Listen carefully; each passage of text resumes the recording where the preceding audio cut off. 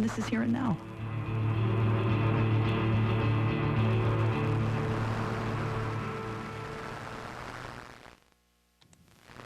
You can leave a legacy that ensures Radio IQ serves Virginia listeners for generations to come. Make a planned gift by naming Radio IQ as a beneficiary on your life insurance policy, IRA, or pension plan. As Radio IQ has inspired you, your gift will enable us to keep inspiring future generations.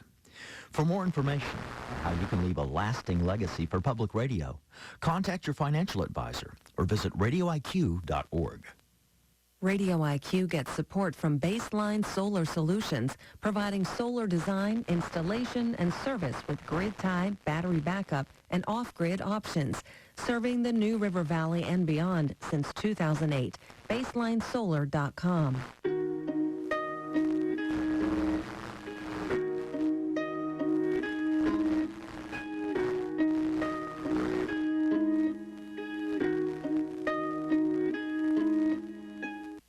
Funding for Here and Now comes from the listeners of WBUR Boston, where the program is produced, and your NPR station. From MathWorks, creators of MATLAB and Simulink software for technical computing and model-based design. MathWorks, accelerating the pace of discovery in engineering and science. Learn more at mathworks.com. And Staples, with supplies to get business done, no matter where it gets done, from ink and toner cartridges to technology like webcams and networking accessories. More at Staples stores or staplesconnect.com. Staples. It's Here and Now. A majority of researchers and government officials still say that COVID-19 originated in the wild and that masks work at stopping its spread. But a new review has concluded that masks are not effective, though scientists question the methodology of this review. Also consider that two government agencies, the Department of Energy and the FBI, now support the theory that COVID originated in the lab. So is conventional wisdom regarding the virus unraveling? Derek Thompson, staff writer at The Atlantic, says no. He joins us now by Skype. Hi, Derek. Hello. Derek, this lab leak theory just won't go away. And you know that while 5 government institutions dismiss it, 2 of them that I just mentioned do support it, but they aren't very confident about the theory. What evidence has the FBI and the Department of Energy been pointing to? Unfortunately, we do not know what evidence the FBI and the Department of Energy have been pointing to, because most of the information that they are looking at is still classified top secret. What we know is that there is a lab leak theory count that we can make up by looking at the different agencies that have weighed in on this very important question. By my count, the lab leak theory is still an underdog. There are 5 government agencies that have said that it did not happen, 2 government agencies that have said it probably is a lab leak. But I think it's absolutely important to say that of all these agencies, of all 5 agencies that have weighed in on the question, only the FBI even said they made this decision or this assessment with moderate confidence. The rest rated their confidence as low. So what you essentially have is like a guesstimate and a hunch in a tug of war here. We still simply do not know what happened. So given all of that, what are we supposed to believe? Well, this is an interesting question about the nature of belief. There are lots of things that we're not going to have final answers on. I mean, we don't have to get too existential, but, you know, are there UFOs? I don't know, and neither do you. Does God exist? I don't know, and neither do you. We simply don't know truly the answer to some of the most important questions in the world, and we might have to live with that uncertainty. So I'm taking your question to mean, and it's a great question, what do we do about this uncertainty? At least when it comes to federal public policy, I think we should proceed as if both theories are true. That means we need much more federal scrutiny of gain-of-function research in the U.S., but it also means that we probably have to recognize this is not going to be the last time there is natural spillover between animals and humans to create a pandemic. And so we should, of course, take responding to a pandemic much more seriously. And you do argue that the administration should proceed as if the lab leak theory is true. Why? I think we should proceed as if both theories are true. We don't know which theory is right. We don't know where COVID came from. So we have a couple choices. We could either decide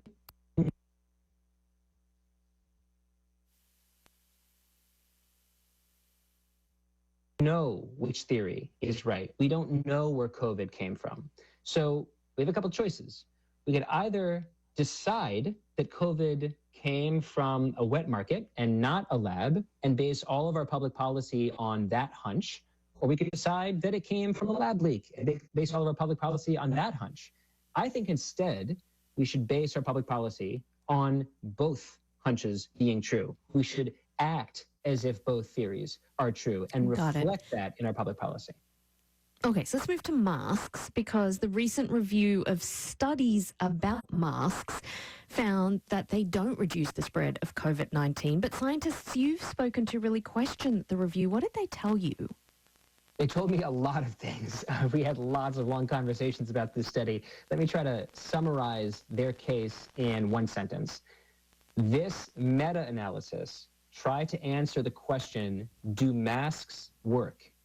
But instead, it looks at a bunch of studies that fundamentally prove that mask mandates are very hard to operationalize.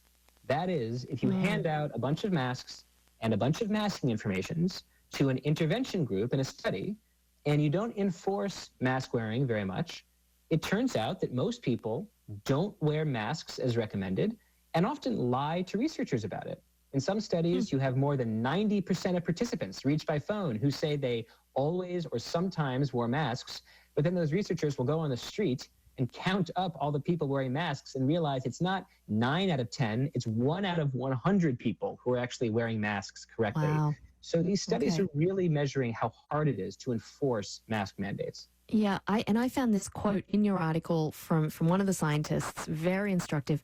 Poor quality masks worn poorly work poorly. High quality masks worn poorly work well. So that's saying something right there. But in the final few seconds that we have, should we continue wearing masks? I'm going to keep wearing masks. I'm going to keep wearing high quality masks like N95 masks. I'm going to wear them in public indoor spaces during periods of elevated COVID transmission. But I also think it's really important for, I've said this word a bunch of times, I'll say it again, policymakers to be honest about the fact that mask mandates aren't going to do much in a lot of different cities and a lot of different states because they don't have high quality adherence, they don't have enforcement, they don't have a culture of high quality mask wearing, and we shouldn't expect a mask mandate there to do anything. Derek Thompson, staff writer at The Atlantic.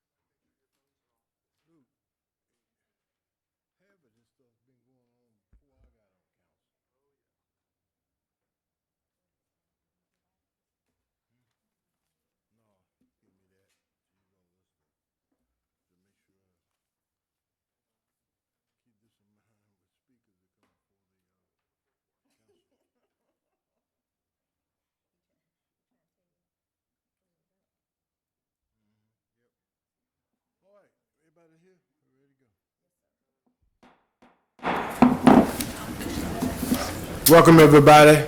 The 2 p.m. session of Roanoke City Council is hereby called to order, and I'll ask our clerk, Ms. Susan McCoy, to please call the roll.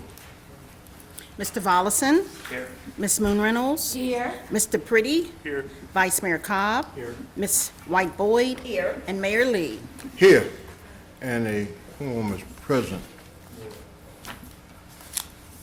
I am pleased today to recognize our invocation leader will be delivered by the Reverend Amy Hodge, pastor of the Mount Zion AME Church here in the 7-time All-American city of Roanoke. We're delighted to have you here, Reverend Hodge, and following your invocation, we're all going to stand, and we'll be standing. I'll lead you in the pledge of allegiance.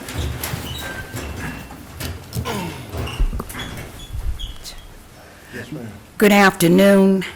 Thank you, Mayor Sherman Lee and the members of the City Council for this invitation. Let us pray.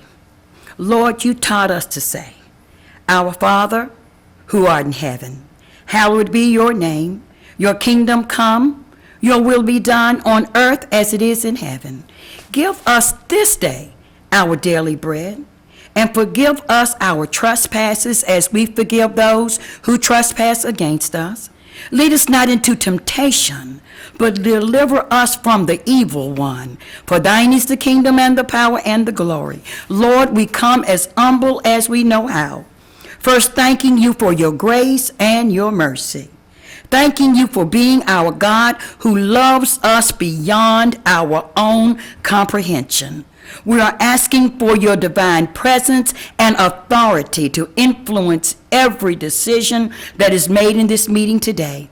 Lord, we ask that you allow our mayor and our city council to make decisions that are right and good and fair and equitable for all the residents of this Star City. Lord, we ask in Jesus' name that there will be peace in this valley, peace in the streets, and peace in the hearts and the minds of the residents of this great Star City. We thank you for your divine wisdom that will manifest itself today in the minds and actions of Mayor Lee and the City Council. We pray blessings upon all the voices that we will hear today. We thank you in advance for your divine influence and presence. In the mighty, marvelous, miraculous name of your Son and our Savior, we do pray. Amen. Amen.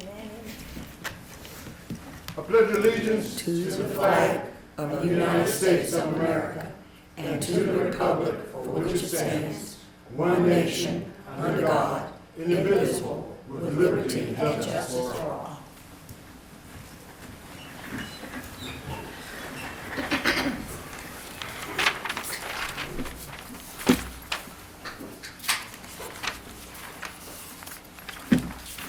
Thank you all, and welcome to, in essence, our second session today of Roanoke City Council. I have some announcements that I need to make. The Council of the City of Roanoke is seeking applications for various vacancies on council-appointed authorities, boards, commissions, and committees. Please access the city's website at www.roanokeva.gov to complete an online application. And we as a council encourage all of our citizens, those that are here and those that are watching us by RVTV, that we welcome your involvement and your willingness to serve this city on a board or commission. There are a number of them, and we want our citizens to be a part of the activities and be a part of helping us to govern this 7-time All-American city. So applications are available here. The clerks can help you fill out an application. It's a very simple, easy process. And our clerks will help you go through that process, either online or they can walk you through it if you make a phone call. The Council of City of Roanoke is seeking application for exploration of 3-year terms of office of Elizabeth C.S. Jameson and Natasha N. Saunders as trustees of the Roanoke City School Board ending June 30th, 2023. And again, information pertaining to the school board process and the application for appointment are available on the city's website and in the city's clerk's office. Deadline for receipt of application is Friday, March 10th, 2023. Let me say that one more time, because some people, sure as I'm sitting here, will probably come down at Friday, March 10th at 5:01 or 5 after 5 and say, I want to be included in that number. But Friday, March 10th, 2023, you need to have your application here in the clerk's office. And so, for any questions or additional information, contact the city's clerk's office at 540-853-2541. Thank you. All right, we're now down to an area that we take great pride in our city as a council, because we're going to recognize our most valuable assets, and that's our employees. So we're going to have some presentations and acknowledgement. We're going to have recognition of city employees with 10, 15, 20, and 25 years of service in the calendar year of 2022. All right, and we have a list of names of citizens, and each council member will be calling out those names. Of course, we recognize the 50 and 45-year citizens here at council, I think, at our last session. So we're going to be doing that, and I'm glad to have the assistance of our deputy clerk, Ms. C.C. Webb, who's going to help us go through this process. And so, Ms. Webb, as soon as I can get my papers lined up here, all right, and we'll go through that. And let me congratulate all of our citizens that's going to be recognized on your service anniversary with the city of Roanoke. 2022 marked a milestone in your career, and your commitment to the city of Roanoke is greatly appreciated. All right, and so that's important. So we will start that with the Vice Mayor Cobb, who will start the recognition of the 25-year recipient. Thank Yes, you. ma'am. Thank you, Mayor. So I'm going to call out the names of all of our 25-year recipients, and if any of them happen to be in the room, we certainly encourage you to stand so that we can recognize you. Hollis Batista with Human Services, Toby Bedwell with Fire EMS, Sandra Blevins, Department of Technology, Robert Bolton, Fire and EMS, Larry Carter, Parks and Recreation, Travis Collins, Fire EMS, David Edwards, Building Maintenance, John Hicks, Parks and Recreation, Robert Joyner, Fire and EMS, retired, Stephen Langston, Neighborhood Services, Kimberly Menaclear in the Sheriff's Department, Stephanie Smith in the City Treasurer's Office, and Patrick Woods in the Commissioner of the Revenue's Office. Will you join me in congratulating our 25-year recipients?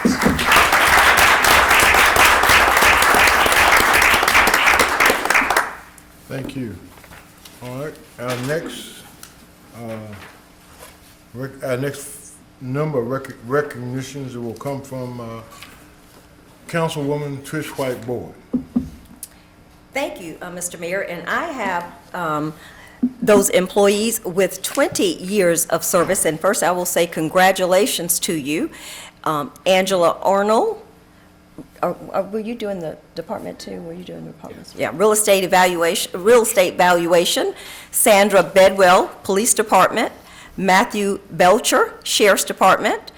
David Brink, Police Department.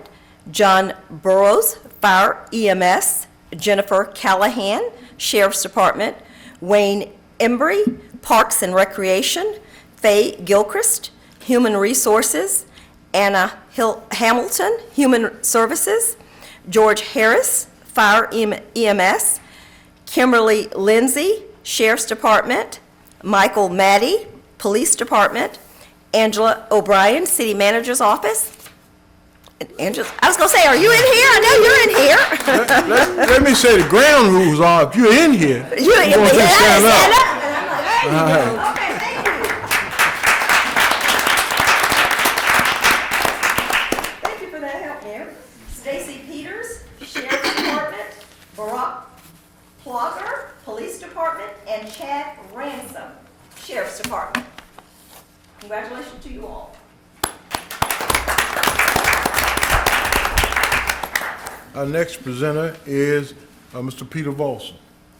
So I'm going to be finishing up those 20 years, since we've got a lot of folks in that range. Thank you again to all the employees that we're congratulating today. So I have Robert Reed with Fire EMS, Lisa Soltis with Economic Development,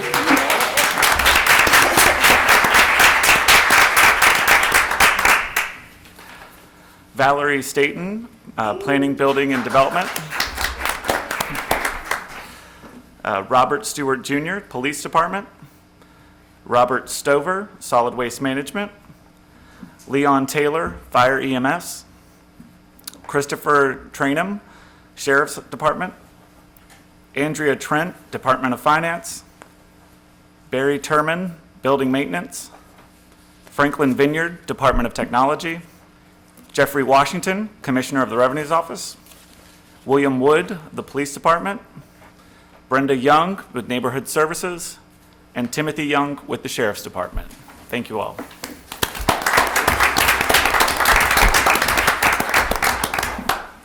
Thank you, Peter. Our next group will be recognized by Councilman Luke Purdy. And I'll be recognizing people who've had 15 years of service with the city. Starts with Drew Abel with Fire EMS, Christopher Blakeman with Environmental Management, Vanessa Bohr, Department of Technology, I'm hearing an echo in the audience, sorry about that. Tara Brown, Human Services, Lindsay Campbell, Human Services, John Casement, Transportation, Jason Cash, Real Estate Valuation, James Causey, Sheriff's Department, Loretta Chisholm, Commissioner of the Revenue's Office, Troy Coles, Neighborhood Services, Carol Corbin, Community Engagement, Crystal Couch, Human Services, Andrew Craver, Parks and Recreation, Dion Ellis, Building Maintenance, and Jacqueline English, Neighborhood Services. Thank you for your service to the City of Roanoke.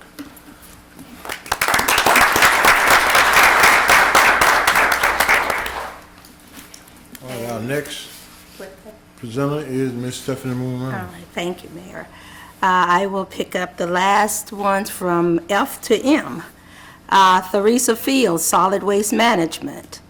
Tiffany Gilbert, Purchasing. Alexander Goed, Police Department. Thomas Hahn, Building Inspections. Tyrone Harrington, Fire EMS.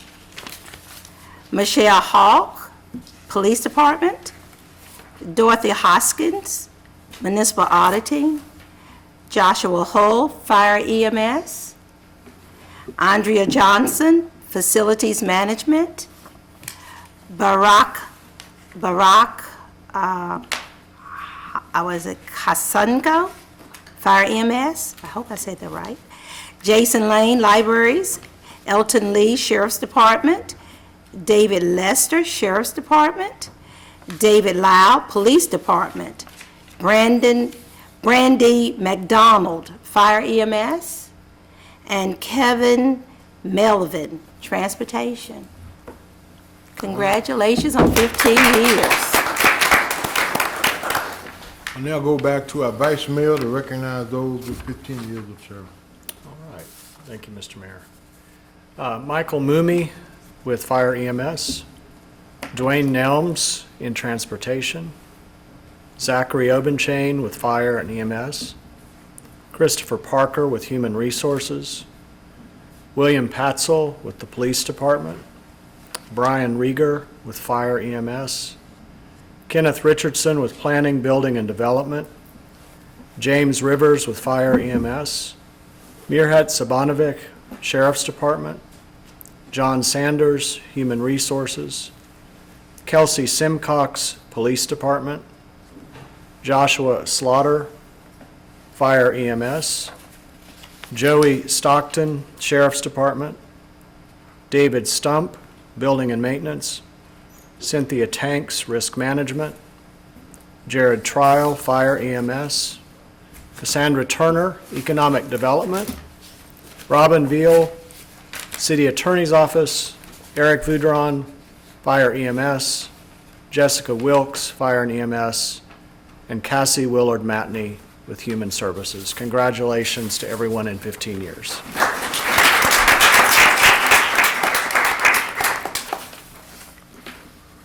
All right, Ms. Moon Reynolds again, Oh, okay. the 10 years service. All right, 10 years. Jared Anthony, Department of Technology. Linda Ashford, Human Services. James Bean, Fleet Management. David Bass, Transportation, and congratulations on retiring. Jared B. Heller, Stormwater Management. George Bradney, Parks and Recreation. Nathan Bryant, Fire EMS. Joel Camp, Police Department. Phoenicia Claiborne, Outreach Detention.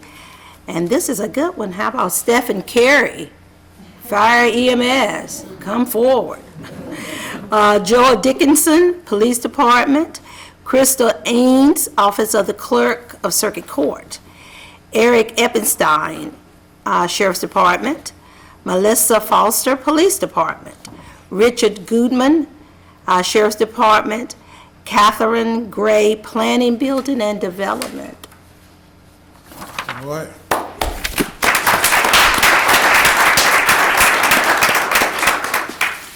We got additional ones. I'm going to ask Trish White Board to recognize those with 10 years. Yes, 10 years of service. We have Trevor Johnson, Parks and Recreation, Jacob Kaufman, Police Department, Thomas Nash, Fire EMS, Daniel Oligweyer, Police Department, Edwina Parks, Libraries, Eric Patton, Transportation, Robert Phillips, Fire EMS, Steve Robertson, Solid Waste Management, Candace Sherman, Police Department, Paul Scholl, Solid Waste Management, Andrew Stevens, Commonwealth's Attorney's Office, Selena Vance, Human Services, Tracy Van Heis, E911, and Corey Volk, Police Department. Congratulations and thank you for your service.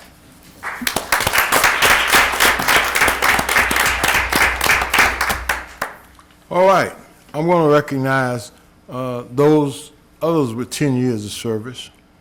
They are Christopher White, Fire and EMS, Jeffrey White, Planning, Building, and Development. Jeffrey not in here? That's all right. You can applaud if somebody comes up, you feel good about it, go ahead and applaud. Jennifer White, Human Resources. Jacob Wilkerson, Parks and Recreation. And finally, Kenneth Wilkerson of our Police Department. Thank you.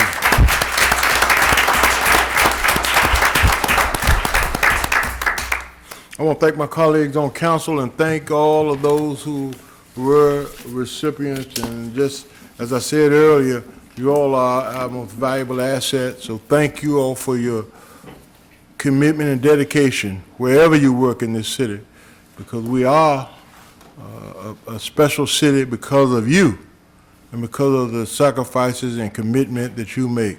And so thank you so much. All right, we're going to move down now to, Madam Clerk, I think we're down on hearing of citizens. Yes, sir. Hearing of citizens upon public matters. And let me make sure we understand how this process works. Every now and then I want to read it to make sure that everybody is clear. The city council sets this time aside as we set this time as a priority for citizens to be heard. All matters will be referred to the city manager for response, recommendation, or report to council as he may deem appropriate. And I think it's important that I emphasize this. You know, we want to make sure that we not use any abusive language. We want to make sure we're not attack any individual, but we want to use this at the time for you to tell us what you'd like for us to know as a city. And I want to also recognize our Assistant City Manager, Mr. Brent Robertson, today, who's sitting here in lieu of our manager, Bob Cow. Brent, thank you for your service with us today. And I'm going to ask the clerk to do two things.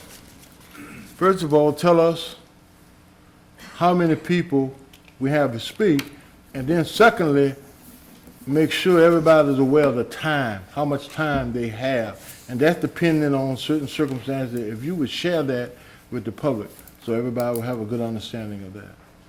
Okay, from 1 to 5 speakers, you get 5 minutes, I'm sorry. And then over 5 speakers, if we have over 5 speakers, we will get 3 minutes each. Okay. So we have 4 speakers, and each one will have 5 minutes. Okay, thank you so much. And will you please call the speakers as they signed up? Yes. Jason Cantrell. No, Jason? He's not here. Okay, Frida Cathcart. I saw Frida. Oh, there she is. Frida? Welcome.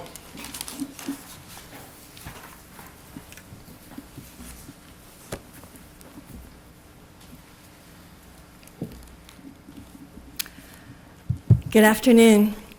I appreciate this opportunity, and I also am honored, and it's a privilege to represent Roanoke City on the Blue Ridge Soil and Water Conservation Board, where at our last meeting, I was reappointed to the Education Committee and the Agricultural Committee, but I also got appointed to the brand-new committee, which is the Virginia Conservation Assistance Program. And I'm very excited to be serving on that committee because there's money coming to specify for urban areas, especially marginalized areas, to help them deal with storm runoff, erosion, they restore problem areas, conserve water within landscapes, improve riparian buffer areas, promote wildlife habitat, revegetate bare slopes, stabilize drainage ways, and treat stormwater runoff. So roads and parking lots, sidewalks, homes, and offices replace natural landscapes. And then rainfall that once soaked into vegetated areas now becomes storm water runoff, which flows directly into local waterways. And that's really important for our city because we're, as far as I know, the only city that actually contains a mountain within it. And as you all have known, if you've been out on the streets, knocking on doors or going, there's a lot of up and down areas. And so when we have rain events, it like drains down there and then it goes into our waterways and it can cause flooding. So it's really important for us with flood resiliency to be aware of that. And I also wanted to work with the city to identify potential problem areas, especially when it comes to developments. I reached out recently, I guess it was sometime about the beginning of February, to Eon Shaw, who's with Stormwater Management, about talking to him about the potential development, the contract that was signed recently with the house in Fishburne Park. Now, I have been using the springs directly below that and the tributaries as a control group when I've been documenting the pollution from the Mountain Valley pipeline. So I have GPS date and time stamped photographs showing that when we get rain events, those streams have remained clear in comparison to the tributaries that are coming off the watershed of the Mountain Valley pipeline. And why that's significant is because the Roanoke River and its tributaries are the habitat for the endangered Roanoke log perch. And just recently, it was the 50th anniversary of the Endangered Species Act. And when, it's just this little tiny fish, but it's part of the entire ecosystem.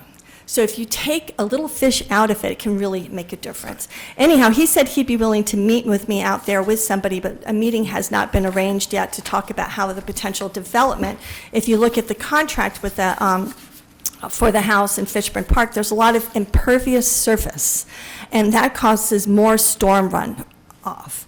And the way the lay of the land goes, it would go directly into those tributaries, and there's an impaired stream.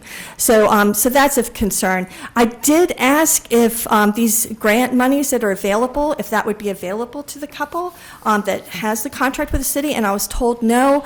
Any new developments are not eligible for funding like that.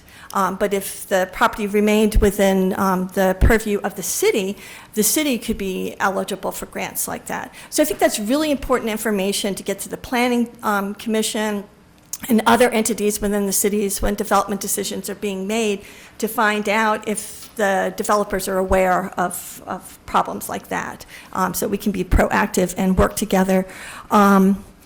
So I'm just trying to think if there's anything else I wanted to share with you.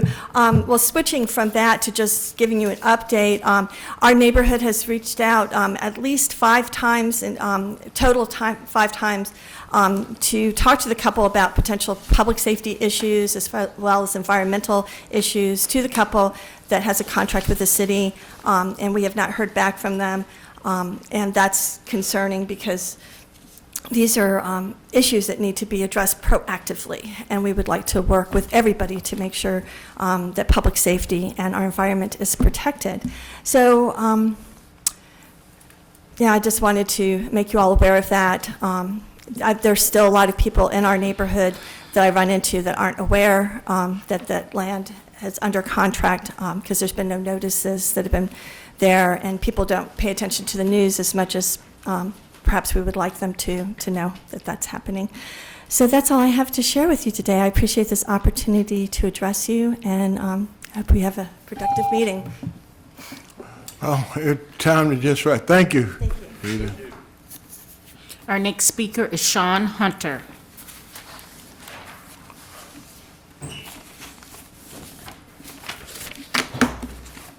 Mr. Hunter, welcome to City Council.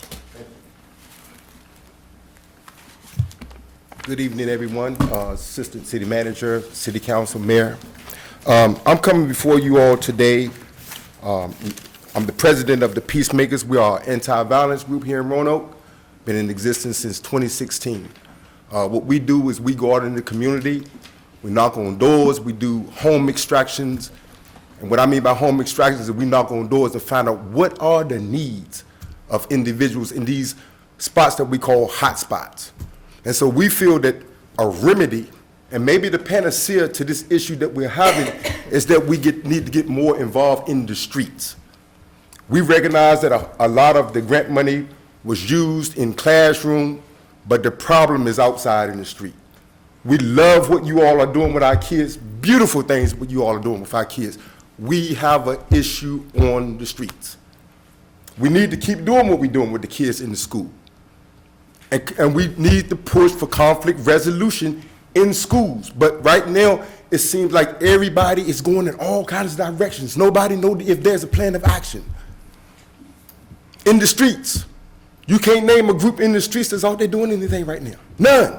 So how can we say that we fighting this violence in the streets? We're doing a lot in the classrooms. I don't take away from it. It's a beautiful thing, what we are doing.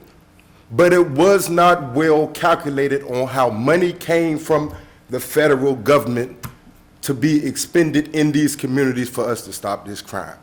And in a nutshell, it takes black men to be responsible for their neighborhoods and get out there and do what we need to do.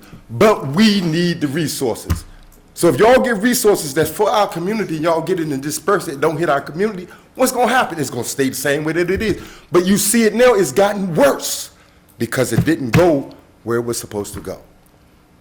So we need to come up with a plan. Is there a plan? Is there a plan for TAP to stop violence in the street? For the Boys and Girls Club to stop violence in the street? What they are doing is good.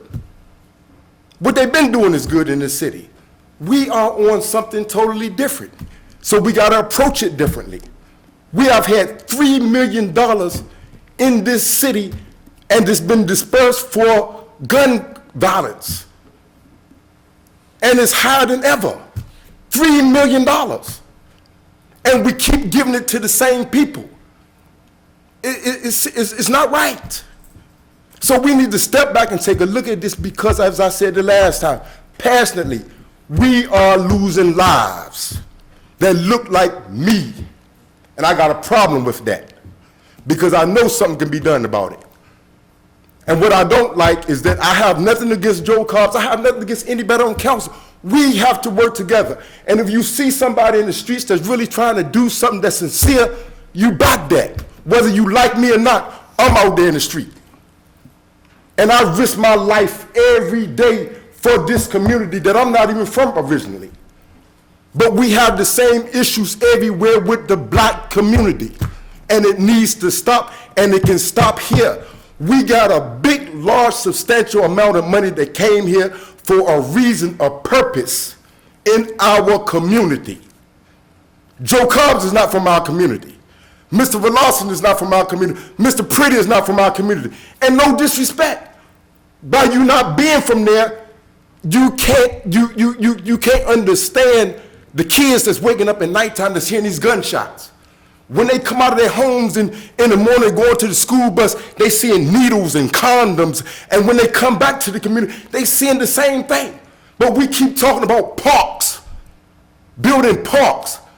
Get in the community. Get in the streets. Clean them neighborhoods up.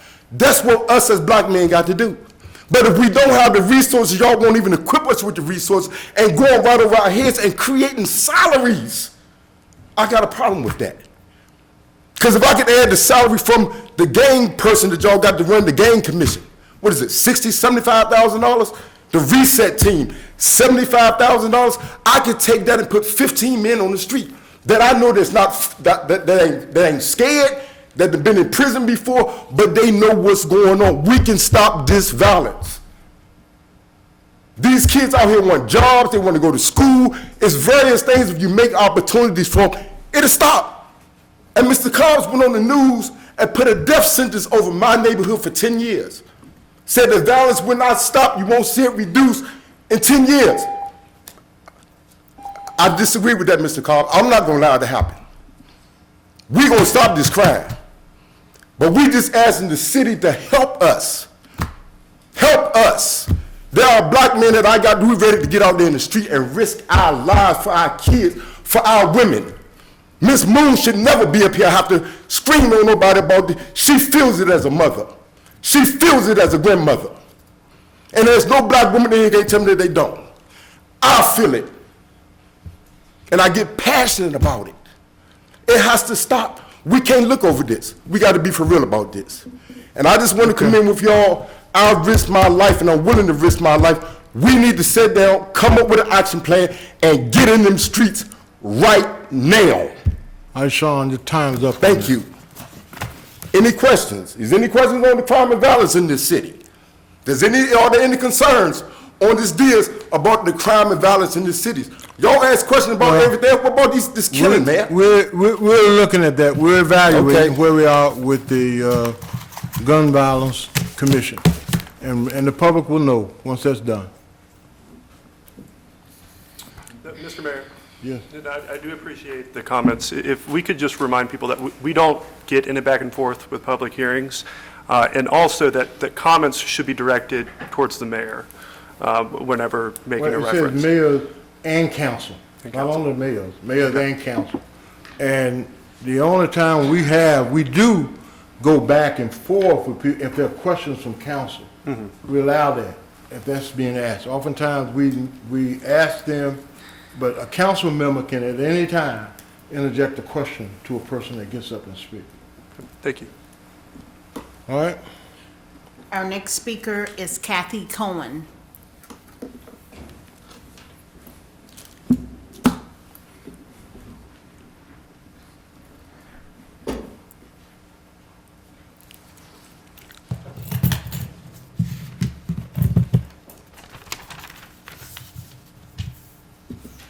Thank you, City Council, for having me today. I would also like to address the issue of the Gun Violence Prevention Commission. It is with a heavy heart that I come here to speak with you today. I honor the commitment that each and every one of you have made to our city and believe that the future of Roanoke is brighter due to your passion and your efforts.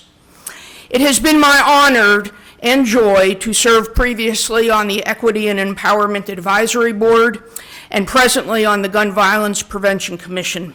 I was a participant in the development of the strategic plan for Roanoke City Schools, and I initiated the Reading Buddy program at Lincoln Terrace Elementary School and the new Grassroots Community Peace Initiative. Through these efforts, I have worked closely with several of you and have come to respect your integrity. After hundreds of hours that the Gun Violence Prevention Commissioners have spent studying the issue, finding and applying for grants, guiding the implementation of prevention, intervention, and response programs by stakeholders, following up with those stakeholders to ensure that they move forward, studying police reports, and working within the community to provide access to gun locks, mental health services, greater opportunities for educational attainment and employment opportunities, and facilitating $1.5 million in grants being received by the city, as well as many other activities. Every member of the Gun Violence Prevention Commission was publicly undermined actively by one member of this council and tacitly by most of you. When I wrote a strident letter to Ms. Moon Reynolds expressing my dismay at her shocking words to the media, she responded by saying it was just her opinion. Unfortunately, in the world we live in today, uninformed opinions expressed in the media can lead to dangerous situations. Though the majority of the responsibility lies with Ms. Moon Reynolds, Council needs to hold itself accountable and stand up loudly censuring such behavior and providing corrective responses to the media. Had Ms. Moon Reynolds come to the commission with concerns that she would like to have had addressed, I feel quite certain that we would have been happy to engage in a fruitful dialogue with her. By her lack of appropriate process, it is obvious that her intent is not to have her questions answered or offer thoughts to the commission, but rather to politically posture on a hot-button issue. These actions reflect not only on her, but on council in general, as she spoke as a member of this council. As such, she has implicated each of you, and your silence has been painful to every member of the commission. I also find questionable the process by which an audit of the commission grants has happened. I am in favor of audits on a regular basis. They give taxpayers the peace of mind that all is being done properly. Yet as a primarily citizen board, it would have been appropriate for this to have been brought to our attention in a formal way. When these types of things just happen without explanation, either to the commission or to the stakeholders who received the grants, rumors spread, and the idea of the audit itself becomes a mark against the commission. Ms. Moon Reynolds has already used the audit as a pretext to refuse to meet with myself and Elliot Major, presumably because she believes that it will reveal some type of untoward action that she can then use against the commission. This is both inappropriate and disheartening. I know we are all frustrated by the epic of gun violence. I also know that a 9-person board is not going to solve the issue, nor is that our charge. We cannot measure how many incidents our work has prevented. We do not know through the work of this commission, and the work of our stakeholders and grantees and the support of the council, that thousands of lives of Roanoke citizens have been made better. We need you to have our backs. We need you to publicly and privately support us. We need you to understand that every time there is a gun incident in this city, our hearts bleed. This is extremely difficult and emotional work. Your loud and enduring support is crucial to our efforts. I really hope that we can count on you from this point further. Thank you. Thank you, Madam. I just have one quick question. Thank you so much for coming forward. I just want to know, are you speaking on behalf of the Gun Violence Commission, or are you speaking for yourself personally? I have spoken with several gun violence commissioners who agree with what I have said, but I was not able to get a hold of all of them. So you're speaking for yourself personally? I'm speaking for myself and several others. Okay, I just wanted to make sure you were not speaking on behalf of the council, of the Gun Violence Commission. I was not able to speak to everyone, but I did speak to 4 members of the commission. So this is pretty So much... it's over half. So over half, and this is, okay. I just wanted to know who you were, because it sounded like you were speaking on behalf of the Gun Violence Commission itself, but you're actually speaking for Rabbi Cohen. No, over half of the commission feels that what has happened in the past few weeks has tacitly expressed a lack of support for the commission. Okay, if I'm being implicated, I would like to know who those members are, but I thought maybe you were just... I did not ask them permission to give their names out. Sure, no worries. But it's a general feeling, and it is a feeling that this is very, very difficult work, and that we all want to do it. We love it. We just need to know that you all have our backs. Okay, yeah, it is very difficult work, and we understand how difficult it is. We are all very frustrated. I just wanted to make sure I was understanding correctly whom you were representing. Yes. Thank you. Thank you. Let me just respond to the statement regarding our audit and why we did that. Let me say that this council is responsible for every dollar of grant money that comes through. Yes. I mean, keep that in mind. We found ourselves, for whatever reason anybody wants to know, but found ourselves not knowing what needed to be done and how we were spending that amount of money. Mm-hmm. So we have a municipal auditor. So we asked that auditor to look at the things that have been going on. It wasn't a personal attack at anybody. But we're responsible for that. I'm responsible for it, every person here. And so our auditor can evaluate, and that's what we've asked him to do, is to review the activities of the whole process of Gun Violence Commission. Who was awarded? Mm-hmm. Did they follow through on those memorandums or agreements that they had? If they have not, what happens? So this is not and as I said to the media, it's not a gotcha. Mm-hmm. It's a responsibility that we have to tell the taxpayers what's going on, because gun violence, they all know that gun violence is, I think, has choked some of the life out of this city, especially in a certain area of the city. So we're going to come back. Now, we're not done with Gun Violence Commission. We're not done with it, but we're going to come back when we ask the auditor to just review, tell us as a council, because I want council more involved in the process. I don't think we were. And I think the audit will show that, is that it's out there, y'all doing the job. As I said, I wanted y'all to help us, we need your help. But we need to know, how is that being done? How is the money being spent? Because you get complaints from other areas, people that didn't get a grant and all of those kinds of things. So we say, let's get an audit to review that. So it's not a gotcha kind of audit, it's an audit so we can know. Because I want my colleagues here to be more involved in the process. But before we do that, we want to understand where we've been, where we are, and where we're going. That's important for us to know. So, Mayor, I completely agree with you. I think audits are very good things. And as a citizen of the city, I want to see audits. I want to know that money is being spent correctly. But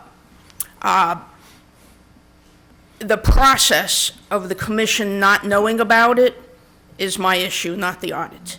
And so just somebody coming to a commission meeting, explaining what you just explained, I think would have put everybody at ease. But because that was happening at the same time that these other things were happening, it was just one more crack that made people feel unsupported. But personally, speaking for myself, I think an audit is absolutely fine. It just needs to be explained, and explained in a way that it's not used for negative purposes. okay. Thank you so much. I just have a question for Rabbi Cohen, if it's appropriate. First, I think this all really comes back down to communication is what's coming up, and the way that things are unfolding. I do thank you for the email that you sent to us. I know you made during your comments some brief remark about the silence, and I regret that my response to you was incredibly short and that I could not say much, but I did express my solidarity with the commission. As a member of the audit committee, I also believe I need to be objective as we move forward towards that. But do know that that's an invitation for me for open communication moving forward, and that goes with anyone in this community. I think it's really important. So my question, there's a lot of comments leading up to, if you don't mind sharing, which members of council that gave you a response to that, or in which ones did not? You did, Lou. Thank you. Okay, well, I don't know who else did. And I'm sorry to call you by your first name, I but, just, growing up with my son, it's hard to give. Let's make sure there's someone's in there. Thank you. Yes, you were the only one that I heard from. Help me to understand your I'm point sorry, in asking that question. You and I talked, but You not and I about, talked personally. yeah, not about the letter that I had sent. Well, not about the letter, but about Yeah. the process, We the did audit, talk and about the the Gun audit, Violence yeah, Commission. when I So I called feel you. like that we did communicate personally. Yeah, we did. You're right. Yeah. Well, I'm just a little taken back by Mr. Purdy. What's your point in asking that question? You're part of this council, and so what I said before is that as a council, we should be more involved. Now, you just got here, but I mean, I'm not following the logic behind your question is saying that you responded and how you responded. I mean, all of us are committed to this gun violence committed. This is not a us versus them. Mayor Lee, I apologize if my comments came off as any negative remark towards anyone here on council. I was trying to point to the importance of communication, the response that I did give to Rabbi Cohen, but also letting her know that it had to be short because I am a new member of council and a member of the audit committee, that I have an obligation to be objective, but that we need to try and make sure that we're in communication with each other so that we don't end up with politically charged moments. Because there's a lot of business for this council to get to, and this is an incredibly important thing that we are to work on. But as things go on and people do not communicate with each other, it is something that the media focuses on, and I think it distracts from our ability to do our job as a whole. Well, And I understand that, Mr. Purdy. I'm the chair of the audit committee, and I had a personal conversation. I'm just saying that we do have to be objective, and I was trying my best to do that. I don't think we should be implicated because of our silence. It's not the silence about the audit that I was upset about. Oh, okay. I was upset about the silence of a public statement to the media I don't even know what it was, what the public statement was. I mean, I just did not follow that because I wasn't a part of that. Rabbi, I'm sorry. I just feel like I'm not sure what we're talking about. Ms. Moon Reynolds made a public statement to the media basically calling for the dissolution of the Gun Violence Prevention Commission without having come to any meetings and without having ever asked us any questions. Okay, well, and that was Ms. Moon Reynolds, but people talk to the media all the time, and I just... Ms. Moon Reynolds did it representing this council. Well, let me say this, because Ms. Moon Reynolds you brought that out, I'm gonna let her respond. I just have to a question. That's all I have is a question. I'm not gonna get in debate with Rabbi Cowan. That is not gonna happen here. It is not. The only question I have for you, or if you'd like to answer it, is what is the role of the Gun Violence Commission? The role of the Gun Violence Commission was spelled out by this council very clearly. And It what is states it? that we are to study the problem, to then make recommendations after the study of the problem to council. It went a little bit broader when we were able to receive grants, and I believe with the blessing of the council, there were applications that were sent out throughout the community for stakeholders and to tell us what their programs would be, and so we moved ahead with that. Whereabout in the purview was it that you all were able to issue grants? According to the ordinance, it was never mentioned anywhere in the ordinance where you all would have permission or have that right, authorization to disperse any money. When did you get that? I believe that when the Gun Violence Prevention Commission brought in the grants, it has to go through the city, and therefore the suggestion was made, but the grants were actually distributed by the city, not by the Gun Violence Prevention Commission. None of us signed a check. But you had the right to do that through the 1.5 grant funds that you did. But it was never part of your purview. That's where I was coming from when I mentioned to the news media. I read what the ordinance said. I read what your mission was, and it never stated any of the things that gave you that additional authority. So yes, I did say. But you did receive those papers 4 times. But yes, I did say if you all were not following your guidelines here, then yes, at some point, perhaps you needed to, the council needed to look at dissolving.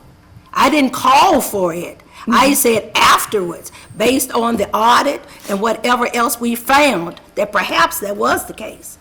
So let me correct you on that. If it didn't come from the report, that's what I said. Okay. That is what you said. All right. I don't want to get into a debate with you. not. I will tell We're not. you that sometimes when you get into the weeds of that sort in the media and you are talking to thousands and thousands of people, they don't know what you're talking about. They hear the end of the sentence. Right. All right, anybody else? Thank you, Rabbi. Thank you all. Thank you. Madam Clerk, who's the next speaker? We have no other speakers. Okay. Thank you all for your comments and the hearing of citizens on these very public matters.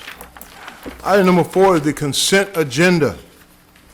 All matters listed under the consent agenda are considered to be routine by the members of City Council and will be enacted by one motion. There will be no separate discussions of the items. If discussion is desired, the item will be removed from the consent agenda and considered separately. Is there a motion? Move the consent agenda. Second. All right. Madam Clerk, please call the roll. Mr. Volosson? Aye. Ms. Moon Reynolds? Aye. Mr. Pretty? Aye. Vice Mayor Cobb? Aye. Ms. White Boyd? Aye. Mayor Lee? Aye. And the consent agenda is approved. All right, we now move down to the regular agenda. There are public hearings. We have none today. Item number 6 is petitions and communications. An annual update of the activities of the Roanoke Regional Partnership.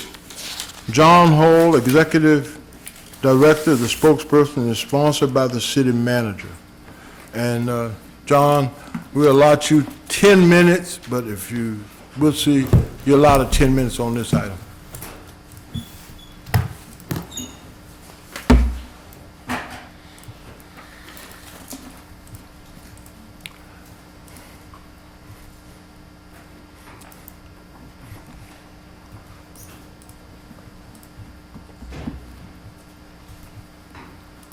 Thank you, Mayor and members of council. Appreciate the opportunity to share with you the work of the Roanoke Regional Partnership and our 2022 annual report. I'm going to provide a quick background on the organization. We were established in 1983. The partnership, it's a public-private partnership between, again, the public sector, local government, and the private sector. Half of our budget is public, and half of our budget is supported through private investment. We have 9 employees, 37-member board, and a 17-member executive committee, which meets bi-monthly. This is our service region in the light green, so we do cover the Allegheny Highlands, Botetourt County, Roanoke County, City of Roanoke, City of Salem, Town of Benton, and Franklin County. In all, we service 8 governments, and proud again of our partnership with the City of Roanoke. We did launch a 5-year strategic campaign, fundraising campaign, finished it last year in February of 2022. The goal was to raise $3.6 million, again, to support that half of our budget being private donations or private investments. We were able to exceed our goal by 12%, and so at this point, a little bit more than $1 of private sector investment is matched to every dollar of public investment, which is good news. I did appear before this group when our Thrive 2027 strategic plan was completed to present the 4-part strategic plan. Just a reminder of which we are in the role of economic growth and innovation, bringing new prospective businesses to evaluate this region, which we do in partnership with you and your staff, your economic development department. We also support local economic development departments and business retention and expansion, that is working with the businesses in this region to evaluate expansion opportunities. We are working to attract new talent to this region. It's one of our 4 strategies, and we do that in partnership with the workforce development and training system. Our core competency, again, is in the marketing and communications. So we're talking about how this place is a great place to live and work. We have some commercial real estate strategies, which we'll talk about in a little bit more detail later on, and of course, placemaking and livability, which we not only promote our region as an ideal mountain and metro community, but we are working to invest in those assets as well through Roanoke Outside and the Roanoke Outside Foundation. We did have 8 successful projects announced last year, which include A. Dewey Pyle and in the City of Roanoke, as well as Atlantic Constructors in the City of Roanoke. In all, 435 jobs and $132 million in new capital investment attracted to the region. The economic impact of those activities, once fully scaled up, represents about $234 million of new economic activity regionally. That is the best year since 2017 in terms of our annual recurring economic impact, best year in 5 years in terms of the number of deals, and best year in terms of number of new employees as well. And I'll share with you our pipeline is in a strong condition. So just by way of quick definitions, inquiries are the top line of the funnel. That's an initial conversation. A project is when we have parameters. We know that investment in the employment. Prospects are when visits. And of course, we have information requests, which is just any time we answer a question. And VEDP represents the activity that comes from our state partner. We do work with our state partner. We generate about half of the opportunities ourselves.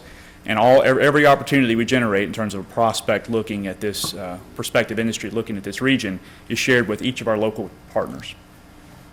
And I'll share with you that our project and prospect line is double what it was in a pre-pandemic year. So again, the opportunity is very strong, and we're seeing more opportunities now than we were before COVID. Again, that's about double what we saw in 2019 in terms of projects and prospects. We have a diverse outreach program, which includes reaching out to consultants, site selection consultants, business consultants, brokers, as well as doing some industry-specific outreach to food and beverage, automotive sector as well. And of course, our outdoor retail opportunity, outdoor businesses. You'll see that the inquiry number was up last year, and this is why, because we have been very active traveling and also doing some telephonic lead generation with businesses in innovation, food and beverage, and other sectors. Our outreach methods, again, are state-of-the-art in the economic development business attraction realm. We do that through advertising, consulting and gateway events, as well as partnership with the state, and again, lead generation campaigns through research on investment, which is research-guided identification of businesses who are growing and expanding, and then obtaining meetings with those businesses. We're also doing digital ads, targeted ads, behavioral and persona-based targeted advertising to food and beverage, automotive, technology, and life sciences sectors, with messaging specific to those sectors in regards to the advantages of locating in the Roanoke region.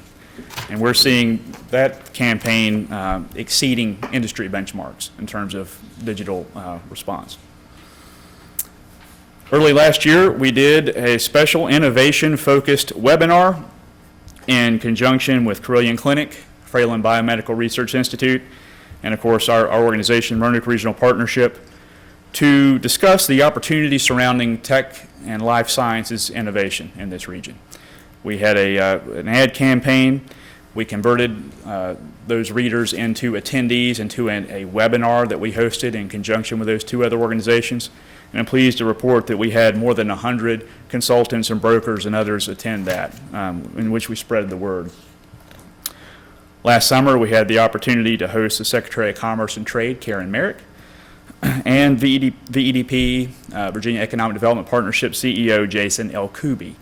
Again, that was an opportunity to connect Secretary Merrick and Jason L. Kuby to our local leadership and regional leadership, and was pleased to not only tour them around the region to see those advantages to locating here so they understand our message, but also to connect them with our local government and private sector business leadership. And I'm pleased to report I'm seeing echoes of some of those conversations in the administration's priorities, legislative priorities. We were happy to support more than $3.88 million that were secured through Governor Youngkin's Business Ready Sites program, including the Woodhaven Technology Park, in which the city of Roanoke is invested. $500,000, about $504,000 were secured for additional improvement of that technology park. Our talent work continues. I'm pleased to report that our talent staff is working with several employers in this region on marketing, consulting, and audits to ensure that those employers are positioning themselves successfully to attract employees. And we are working a number of regional expansions in the city and beyond. Of course, at the end of the year, every year, we do talk about the Home for the Holidays, and we present all those wonderful livability amenities in the city of Roanoke and throughout the region that make this place a wonderful place to live, work, and play. Again, with the notion being there are a lot of folks, college students and others, who are visiting family over the holidays, so it's a great opportunity to represent that message. We did just launch late last year a new job board. Every employment opportunity within the entire region is represented through our Get to Know Noke job board. So very proud of that effort. Want to close by talking about our events. I want to share with you many of our events are done in partnership with the City of Roanoke Parks and Recreation Department. And Foot Levelers Blue Ridge Marathon, we did welcome more than 2,800 participants, generated $1.2 million in economic impact. The cyclocross event did kick off, attract a new audience of cyclocross racers. It was covered internationally on Discovery Plus and the Global Cycling Network. And our Go Outside Festival this year was the most accessible venue yet. We had a partnership with the Humble Hustle Company We had a new campfire chat stage, introduced community conversations and presentations by Humble Hustle, Black Folks Camp 2, and the Roanoke Diversity Center. And Roanoke Outside received an Outstanding Partner Award from the Humble Hustle Company. And of course, we have invested $150,000 in outdoor infrastructure over the last 3 years through Project Outside, something we're all very proud of. But I would welcome the opportunity to answer any questions. You go ahead and finish. You Okay. still have something? Go. Thank you, Mayor. And of course, I want to point out that we have dedicated research professional staff. In fact, that's where I started in the partnership. We have $20,000 in annual subscriptions, and we're happy to answer any questions that your businesses, your staff might have. It's a resource available to you as you might have questions about the economy, labor availability, and whatnot. With that, I will close, Mr. Mayor, and ask for any questions. Any questions from members of council? All right. Vice Mayor? Thank you, Mayor. Thank you, John. We really appreciate the work that you're doing and how you collaborate with all the localities. It's really important. I wondered, a couple of these questions are just trend questions. Sure. In terms of talent and demographics, what trends are you starting to see, and how maybe has that changed over the last couple of years? Sure. Happy to report that our region continues to grow through in-migration. If you look at the top-line population number, it's a very slow growth, and in some years even shows some decline, particularly as of most recent years, and that's largely due to natural decrease. We think COVID had a pretty significant impact on the natural decrease. But if you look at just migration and migration in and of itself, we don't actually understand a lot about the demographics of that in-migration. That's a data limitation. But we can say that more people are moving into this region than are moving out, and as opposed to Northern Virginia and Hampton Roads. So we are an attractive region. People are moving here, and our workforce is growing. So that would be the major trend factor. Great, thank you. The second question also has to do with trends, but which sectors in terms of the economy are we seeing growth in currently? Sure.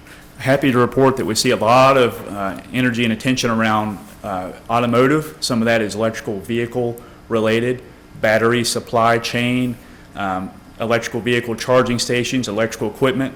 Our region is well situated both with a legacy of electrical equipment manufacturing, but also proximity to Virginia Tech to compete for that.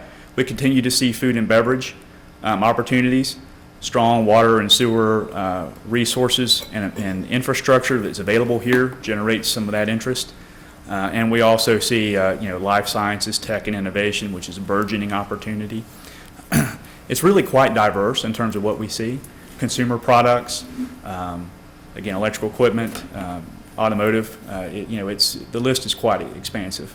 That's great, thank you. And the last question I have is, I'm really grateful for our collaborative investment in Woodhaven. Mm-hmm. Do we have any companies that have located out there yet, or are we still in the recruitment phase for that?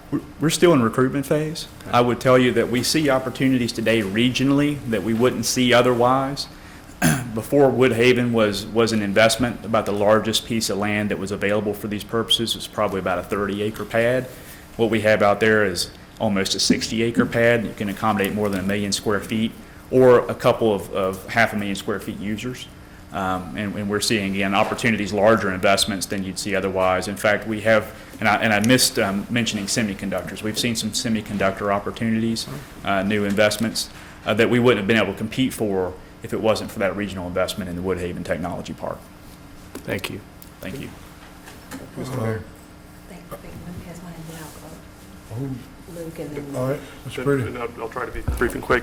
Director Hull, thank you for the presentation and for waiting to give it. And last year, I had the opportunity to meet Jason L. Kuby at the Vinton War Memorial when he gave a presentation. And one of the remarks that he made is that larger corporations are looking for access to renewable energy. Mm-hmm. What can we do on the side of City Council to help make sure, I know site development is coming forward, make sure that we have that opportunity available? And what other things can we do at the local level to make us more attractive to these groups that are looking at coming in? I've heard some complaints from individuals about just our access to flights regionally, and that's why they have to locate elsewhere. Sure. Well, thank you for your question. I'm happy to report that Appalachian Power does have a renewable rider, and so we have had companies that have evaluated this region that's available to. Essentially, they can pay a rate, they can elect to pay a rate to receive from the grid fully renewable power. So that's a very positive factor from our private sector partner. I'll say that there may be policies, and I'm unaware. I couldn't tell you for sure. Land use related policies or development related policies that could make installation of on-site improvements more attractive. I couldn't comment either way, to be honest with you. But in regards to otherwise making the city in the region more attractive for investment, I think infrastructure investment and site investment would be key. In fact, we're going to be launching a new regional site study and evaluation study very soon to look at additional opportunities like Woodhaven, so that if someone were to take up residence or tenancy in Woodhaven Technology Park, we would have additional investments that could be made. Thank you. Thank you, Mr. Mayor. I just have one quick question, Director Hull. I was actually at that dinner when Secretary Merritt came, and the people at the table, we were pleased that she was there, because really they were saying we don't get visits like that often in our area, in Southwest Virginia. It feels like we've been a little bit forgotten. Same thing with economic development, our state economic development. Do you feel like our relationships are stronger and better? Because when I became a member of council back in 2019, they never came out, we never got any engagement, and I just hope that has gotten better. Sounds like it's getting better, but I just want to hear from you what your thoughts are. Yes, indeed. I would share that I think the relationship between our region and the state is in a very strong position. We're seeing support from the state, not only for the Business Ready Sites program, investment in Woodhaven and other sites, but also through visits and interaction. We've always had a strong relationship with VEDP, but Virginia Economic Development Partnership. But you'd see in our lead numbers that we're actually seeing a stronger level of activity from the partnership, the state partnership, than we have in years past. So I think objectively we can say it's a strong position. Yeah, because we were having a hard time even getting meetings when I first came on council. So that's good news. Thank you. Thank you. Thank you. John, just let me follow up on something. I was one of the originals that signed that agreement for Woodhaven. Yes, sir. And it was a very proud moment in that city, because it enabled us to come together with Salem and Roanoke County to invest in something that we hope and still continue to hope that will make a difference. Have there been companies that have looked seriously at that and either pulled out, or is there anything you think we can do to enhance that to make it happen? Sure, Mayor, it's an excellent question. I would tell you that the Woodhaven Technology Park, we really actively invested in improving that park starting in about 2018-19. We had to get through a rezoning action. We did begin to invest in utility extensions, road building. We just finished the clearing and grading activity, I think, in 2021. And so, all intents and purposes, it's much more attractive now than it has been in years past. And some of that's just based in the amount of time it takes to get it ready, which is a perfect illustration of why you need to do that to begin with. We marketed the property in years past before the regional acquisition. Just wasn't very attractive, because of all the issues and concerns we have to overcome to get it ready for investment. But we are seeing more activity now. We've had a number of opportunities that are late stage opportunities. I wouldn't say that the property exactly has been eliminated, but there are business use cases sometimes change midstream. But again, we see active opportunity on the site, Mayor, and I think it will yield investment soon. Well, that was a proud moment for our region in terms of having a partnership, and I'm hoping that will continue. And hopefully we'll have a meeting with one of the governing bodies out there to talk about those things that we got in common. So we look forward to that. But if there are no questions, any further questions, thank you, John, for your report. Thank you all.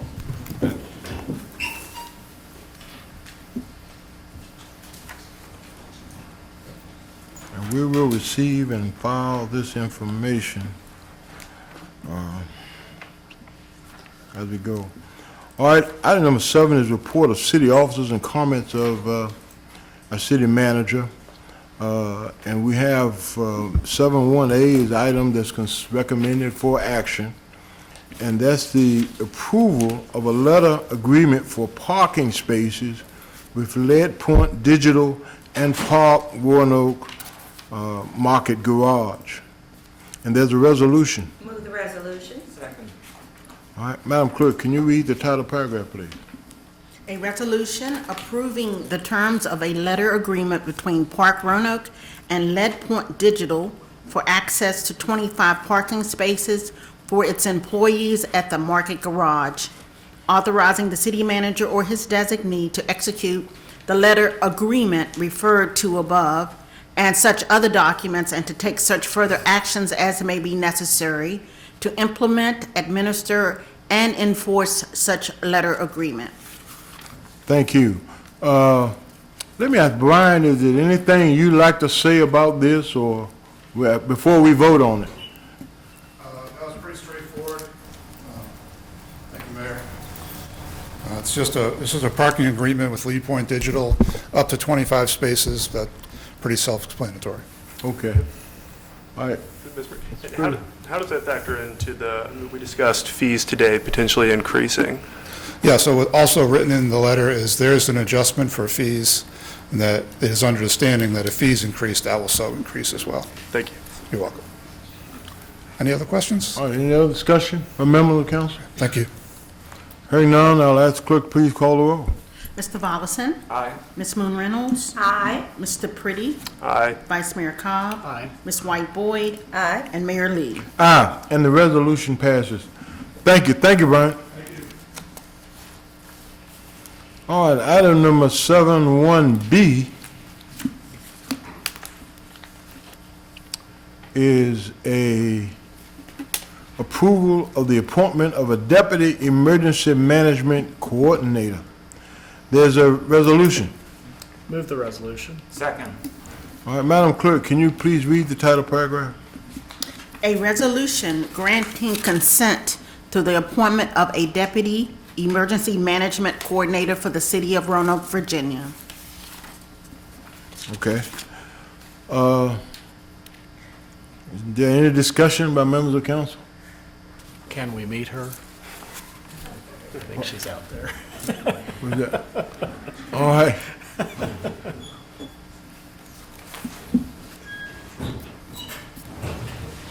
Good afternoon, Mr. Mayor. This is a special day for us because with council support last fiscal year, we obtained a new Deputy Emergency Management Coordinator position. So it took us some time to find the right person, but I'm very pleased that we did. We hired Laura Schmidt as our Deputy EM Coordinator, a civilian position. Was it about a month ago now? About a month ago, and actually Laura is an internal hire for the City of Roanoke, so she worked for the Transportation Department for about 4 years. So she's internal to the city, and we're very, very pleased to have her, and we respectfully request that you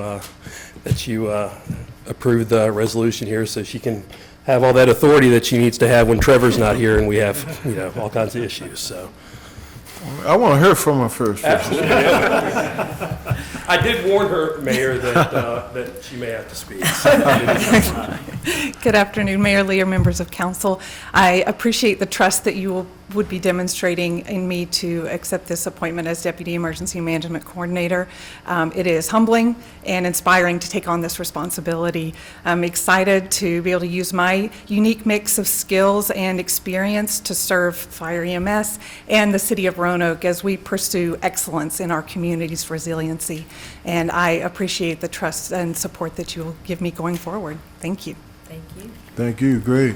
Welcome aboard. Any other comments, colleagues? Well, thank you for being part of the team. We welcome you there. All right, Madam Clerk, you ready to call the roll on that? Yes, sir. Yes, sir. Mr. Volleson? Aye. Ms. Moon Reynolds? Aye. Mr. Pretty? Aye. Vice Mayor Cobb? Aye. Ms. White Boyd? Aye. Mayor Lee. Aye, and the resolution passes. Congratulations. Thank you. All right. All right, Chief. All right, the next item C is the acceptance of the Virginia Department of Transportation local revenue sharing funding for multiple drainage improvement projects. There's a resolution. Move the resolution. Second. All right, Madam Clerk, can you please read the title paragraph? A resolution authorizing the acceptance of the Virginia Department of Transportation local revenue sharing funding for multiple drainage improvement projects and authorizing the city manager to execute and file appropriate documents to obtain such funds. All right, any discussion among council members? Questions? Yes, Mr. Mayor. Ms. Moon. I just wanted to see if the assistant city manager could give a little brief and summary of these 4 projects, a little bit about all 4 of them. Well, Ms. Moon, I probably couldn't give you a very thorough one, but I'm going to turn, Short and sweet. yes, to someone in stormwater or the drainage program to give a little presentation and answer any questions you have. Thank you. You have any finance questions? That's what I've been spending a lot of time on recently. Of course. All right. Hello, I'm Elizabeth Payton. I'm the CIP Program Manager for Stormwater. Unfortunately, I did not print out that letter today, so I don't have it in front of me. I believe there's 4 different projects.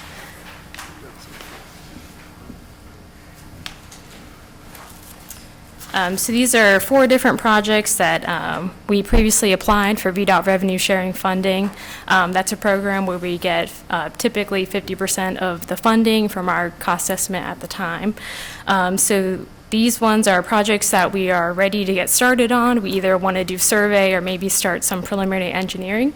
In order to do that, we need to get certain documents signed so that we can file for the reimbursements once we get some work underway. So the 4 projects, first one's downtown 1st Street Southwest. It's going to include installation of new drainage inlets and pipes along 1st Street between Kirk Avenue and Church Avenue. This is going to help just collect more water, get into the system, and reduce bypass that reaches Campbell Avenue right now.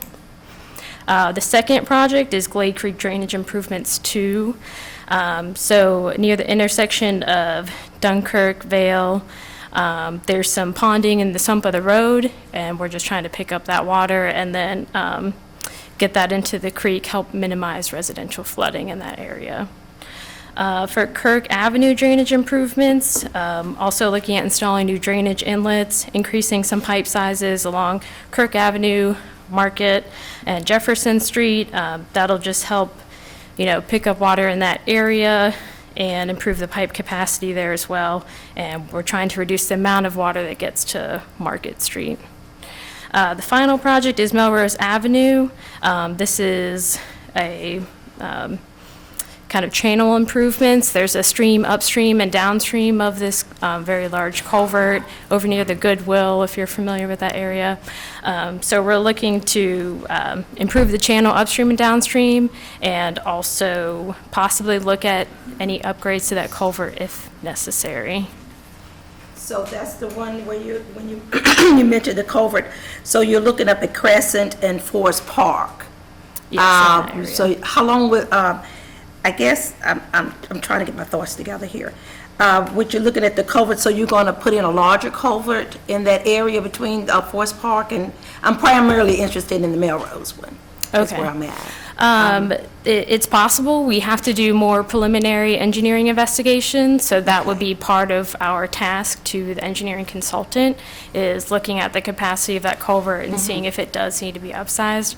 Obviously, if we did, that's a very large undertaking. It would affect traffic for a very long time, That's but what I wanted we to want to talk make the about, best yes. decision there. Yeah.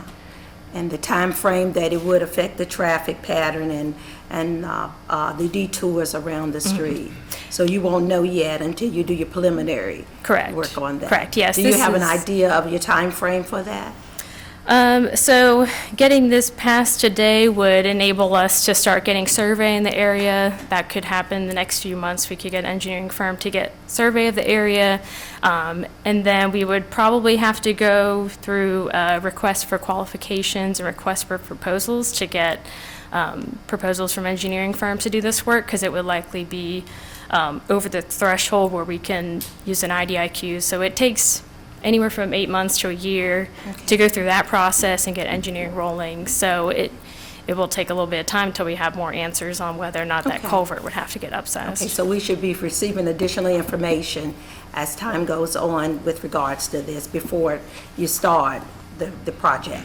Yes, we can provide that.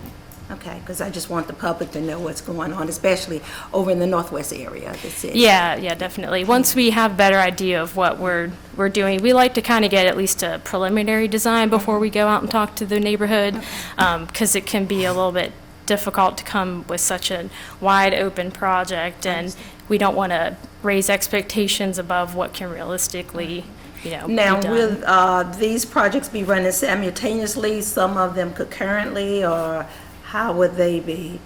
Any of them Yes. going to start soon than later, or they're all in the preliminary? Yes, these 4 are all still in the preliminary Preliminary stage of stages. getting Okay. survey and preliminary design. But we do have other revenue sharing projects that will be coming in probably the next few months, also through council. But these were kind of our top priorities for the moment to get started. Okay, well, thank you for that, appreciate it. All right, any other discussion? Madam Clerk, you can call the roll. Mr. Volleson? Aye. Ms. Moon Reynolds? Aye. Mr. Pretty? Aye. Vice Mayor Cobb? Aye. Ms. White Boyd? Aye. Mayor Lee? Aye, and the resolution passes. Thank you. There's a budget ordinance. Move the budget ordinance. Second. All right, Madam Clerk, please read the title paragraph. An ordinance appropriating funding from the Commonwealth of Virginia Department of Transportation, amending and reordaining certain sections of the 2022-2023 Stormwater Fund appropriations and dispensing with the second reading by title of this ordinance. All right, is there any discussion on this ordinance? Budget ordinance? Hearing none, Madam Clerk, please call the roll. Mr. Volleson? Aye. Ms. Moon Reynolds? Aye. Mr. Pretty? Aye. Vice Mayor Cobb? Aye. Ms. White Boyd? Aye. And Mayor Lee? Aye, and the budget ordinance passes. Thank you. We're now down to item E, which is the acceptance of certified local government CLG grant funds to host professional training for the city's Architectural Review Board. There's a resolution. Move the resolution. Is there a second? I think he has. This is, oh, he just skipped one. Page 7? It's D, yes. Yes. Yeah. All right, that is, Madam Clerk, that's the wrong resolution. I want to go to D. I need to go to Yes, D. yes. The acceptance of certified local government CLG grant funds for Norwich survey and the National Register nomination. And there's a resolution. Move the resolution. Second. Can you read that title paragraph, please? Yes. A resolution authorizing the acceptance of a certified local government grant from the Virginia Department of Historic Resources and authorizing the execution of necessary documents upon terms and conditions. All right, any discussion by members of council? Hearing none, please call the roll on item D. Mr. Volleson? Aye. Ms. Moon Reynolds? Aye. Mr. Pretty? Aye. Vice Mayor Cobb? Aye. Ms. White Boyd? Aye. Mayor Lee? Aye, and the resolution passes. All right, there's a budget ordinance with this item. Move the budget ordinance. Second. All right, Madam Clerk, can you please read the title paragraph? An ordinance to appropriate funding from the Virginia Department of Historic Resources, amending and reordaining certain sections of the 2022-2023 grant funds appropriations and dispensing with the second reading by title of this ordinance. All right, is there any discussion by members of council? Hearing none, Madam Clerk, please call the roll. Mr. Volleson? Aye. Ms. Moon Reynolds? Aye. Mr. Pretty? Aye. Vice Mayor Cobb? Aye. Ms. White Boyd? Aye. And Mayor Lee? Aye, and the budget ordinance passes. Item number E which is the acceptance of the certified local government CLG grant funds to host professional training for the city's architectural review board. There's a resolution. Move the resolution. Second. All right, Madam Clerk, can you please read the title paragraph? A resolution authorizing the acceptance of a certified local government grant from the Virginia Department of Historic Resources and authorizing the execution of necessary documents upon certain terms and conditions. All right, any discussion among council? Questions? Hearing none, Madam Clerk, call the roll, please. Mr. Volleson? Aye. Ms. Moon Reynolds? Aye. Mr. Pretty? Aye. Vice Mayor Cobb? Aye. Ms. Moon Reynolds? I'm sorry, Ms. White Boyd? Aye. And Mayor Lee. Aye, and the resolution passes. Thank you. All right, there's a budget ordinance. Move the budget ordinance. Second. All right, Madam Clerk, can you read the title paragraph? An ordinance to appropriate funding from the Virginia Department of Historic Resources, amending and reordaining certain sections of the 2022-2023 grant funds appropriations and dispensing with the second reading by title of this ordinance. All right, thank you. Any discussion among council? Hearing none, Madam Clerk, please call the roll. Mr. Volleson? Aye. Ms. Moon Reynolds? Aye. Mr. Pretty? Aye. Vice Mayor Cobb? Aye. Ms. White Boyd? Aye. And Mayor Lee. Aye, and the budget ordinance passes. Thank you. Thank you, Joe. Item F is the approval of amendment number 1 for the sale of approximately 1.1 acres and improvement of the former Fishburne Park caretaker's cottage. There is an ordinance. Move the ordinance. All right, is there a second? Second. Madam Clerk, please read the title paragraph. An ordinance authorizing the city manager to execute amendment number 1 to the contract for purchase and sale of real property identified as a portion of 2424 Bramilton Avenue Southwest, bearing official tax map number 1470301, dated December 2022, between the city of Roanoke, Virginia, and Carrie and Justin Van Blaricum. All right, is there any discussion among members of the council about this project? Mr. Voss? I was wondering if we could get an update on where this project stands, since we're getting asked for an extension. Mark Nelson is in the office, is in the building this afternoon to answer such questions, Mr. Voss. Good afternoon, Mr. Mayor and members of council. They are moving through the process now. They were actually very close to being able to go through rezoning, but they needed a little more time to get their design professional to get the amendment to subdivide the land. They're asking for the amendment primarily because they need to be able to subdivide the land properly from the park. They knew that they weren't going to be able to do so and get it on council for the agenda for rezoning, so they've asked for additional time to be able to do that. The amount of time that's actually shown here was suggested by staff to give them all the time they thought they would need to be able to get to the process. We don't anticipate that they're going to need that much time. We just didn't want to keep coming back to you in case there's something they found out there, or in case they needed more additional time from what they requested. So have they, so they've applied for the rezoning? Not yet. They have to have these things done. They have to have the subdivision done. They have to have a few other items taken care of before they can go ahead and do that. So, but they knew that in order to get on the April agenda, you had to have everything submitted by February. They knew they weren't going to make that deadline before the contract actually expired, so they wanted to ask for more time to be able to get everything done properly. Okay. Any other?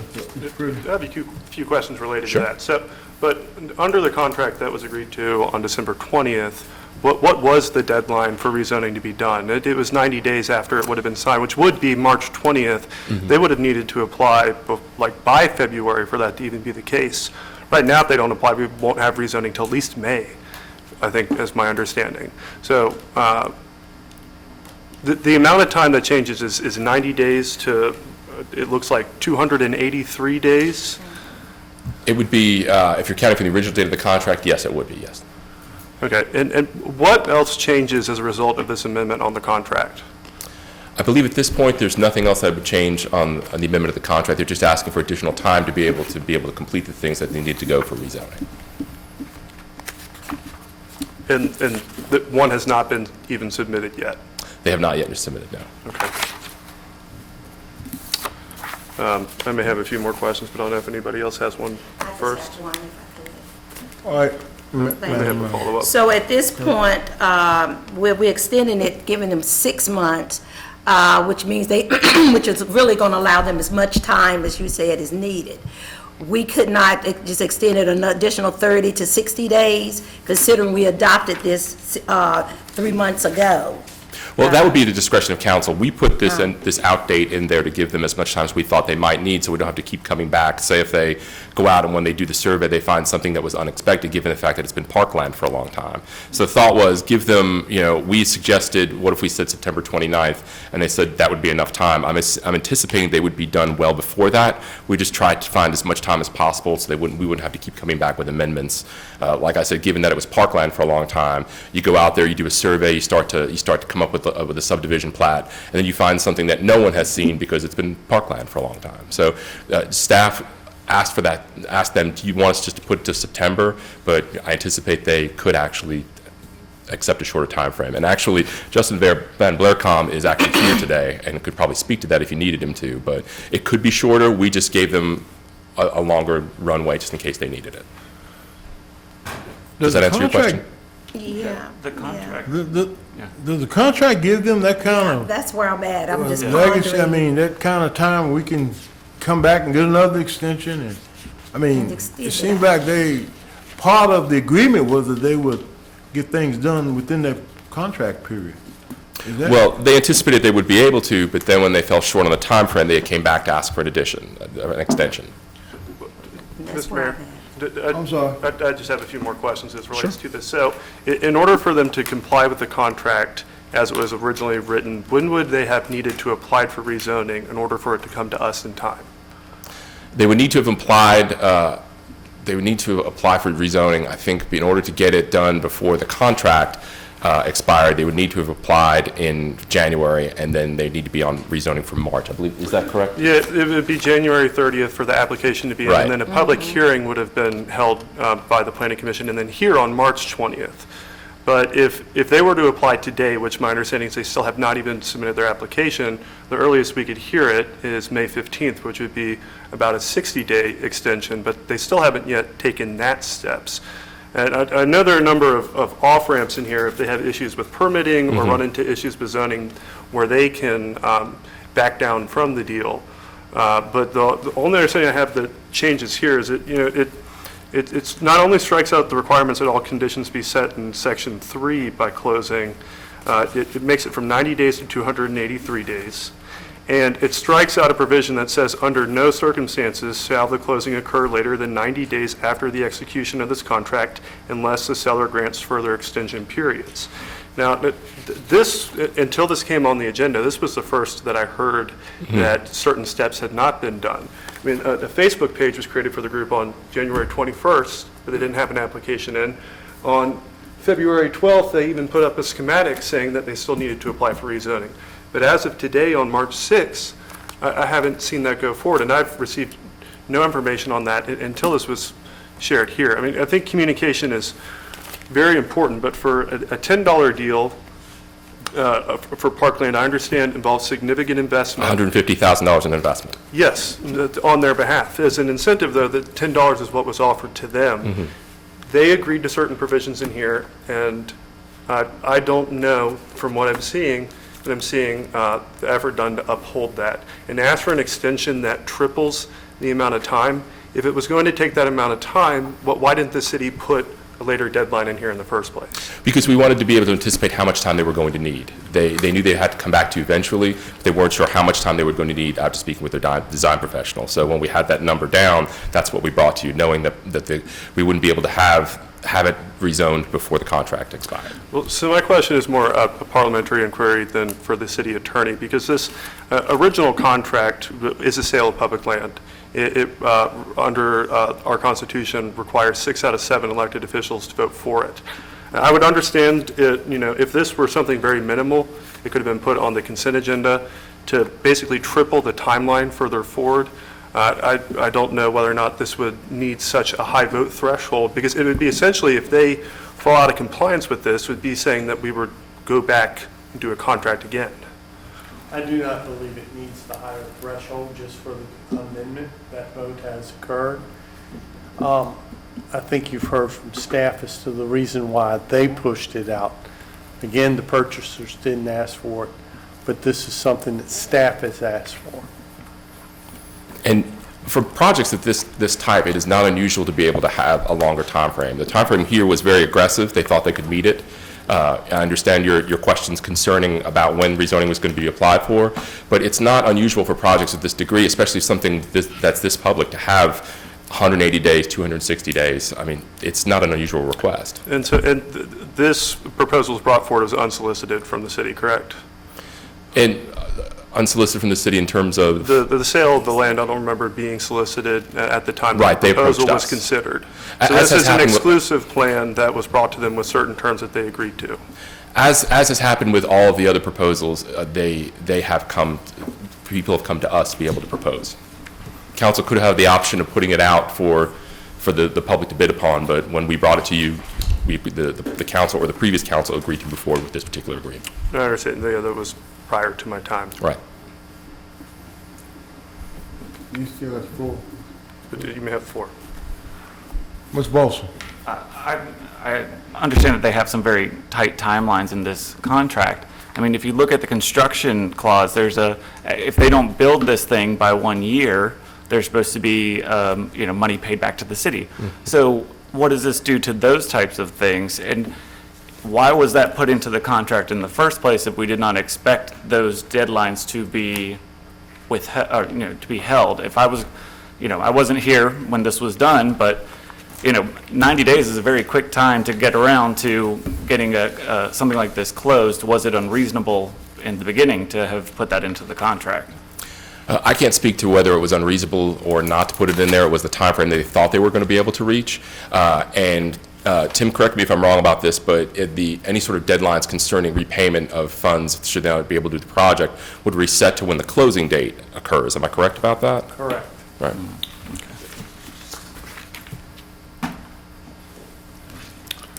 Is it all, Mr. Bolson?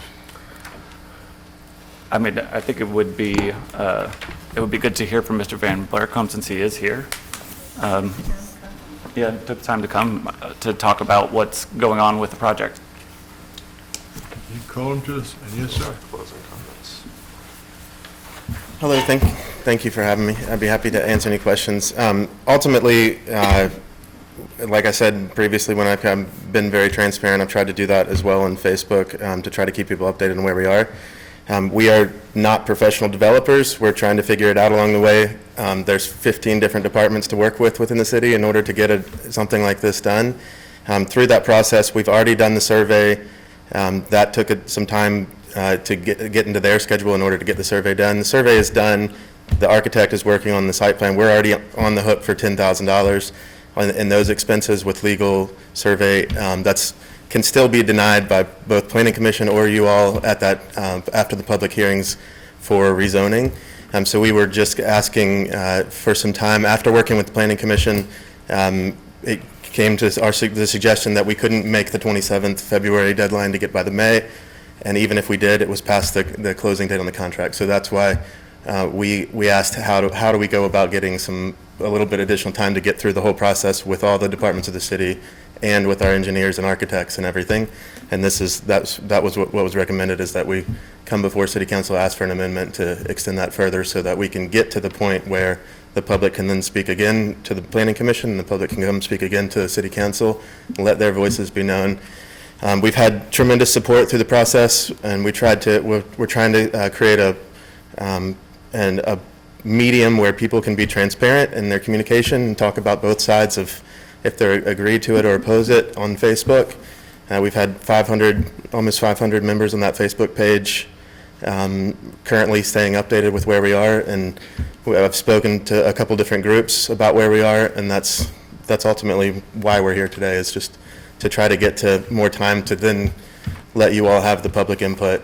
And it's not to redo the contract, it's just to extend it so that we can go through all the checks and balances that we need to not not pressure Planning Commission to get something done quickly so that we can, we just want to make sure everybody's heard and thought out, the process is well-defined, and that we can get through it with as easy as possible for everybody.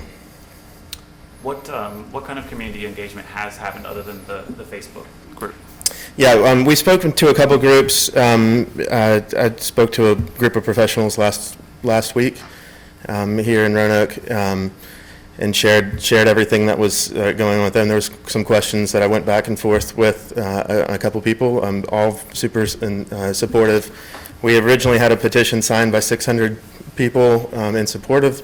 We sent a follow-up email to that group, and then we've created the Facebook page in order to post updates along the process. We've also met with the Blackwell family, walked them through the house, and got stories from them, from every room in the house, every scratch and hole in the walls, everything where it came from, to stay updated, so that they have some input into what becomes of the house as well. Would you be amenable to a shorter extension? Absolutely. Yeah, as long as it meets it can be physically possible through the process of the rezoning. That's the big thing, is to get the zoning review from Planning Commission, then it has to be recommended to the Planning Commission, then Planning Commission has to have the public hearing, and then they vote on it, and then City Council, and so we can't even close until all of that process is. So if we can stay in that process, and I think that's where economic development and the city came back to us and said, well, instead of having to come back here, if that process takes longer, or if there's, I think now that we've got the engineering part of it done, the survey done, we're not waiting on the timeline there, and now it's the architecture plan, which I can put some pressure on the architect to get the site plan done quickly. Because you can see where we have a contract that says that within a year of closing, which was supposed to be no more than 90 days, construction would be completed. And here we're talking about pushing this to almost a year for the actual closing. Mm-hmm. And I find that that's, in my opinion, that's a lot. Especially if you guys signed this contract knowing those deadlines, then you should have been getting those balls in order for when those were happening. Yeah, I understand your perspective, definitely. I think it's just a matter of understanding the full process of all the departments that we have to go through in order to get to the end line. And so if we can move through that faster, I'm more than happy to do that. I think to me, this is the hardest part of the project, is to getting to actual doing construction. The construction should flow a lot quicker because there's not as many different departments to work with. We've already been rezoned at that point, and we've got the building commissioner and building inspector, that sort of thing. But there's not as many different timelines and different departments. Mr. Mayor, or Mr. Moon, I'm sorry. Thank you. You mentioned you met with some groups, and you said professional groups. Have you met with any of the neighborhood groups? I've met with a lot of neighbors. We originally went to the Grand Court Neighborhood Association meeting and told them of when we submitted the original proposal. I don't, from perspective of a lot of neighbors, it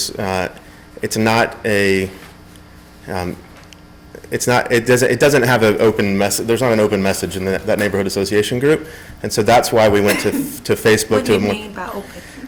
It's very, in my opinion, it's not. They're not taking all perspectives into consideration. It's run by a few individuals that have a stance, and that's the stance that's being told on behalf of that organization. From talking to all the neighbors, my mother-in-law and father-in-law live in that neighborhood. I grew up in the neighborhood. My wife grew up in that neighborhood. I have lots of friends in that neighborhood. I've spoken to a lot of neighbors. Everyone is super supportive, and that's not the message that's coming across. So what we did in response to that was try to create a public forum on Facebook, open it to anyone for public comments. We've only gotten positive comments there, but we're welcome to negative comments and recommendations or suggestions there. But we felt like it was a more transparent place to have those conversations than that we haven't responded to something or those. I did get a certified letter Thursday that was a copy of emails that I had received, but I never received those emails prior to that. So I've got their communication from the association, but I've talked to many members of the neighborhood association that do not support the neighborhood association stance. So are you willing to meet with the neighborhood Absolutely. association? Yes, absolutely. During their meeting time, I mean, go and meet with them. Yeah. Since they seem to have issues that they want to have addressed and to be heard. Absolutely. Okay. Yeah. All right.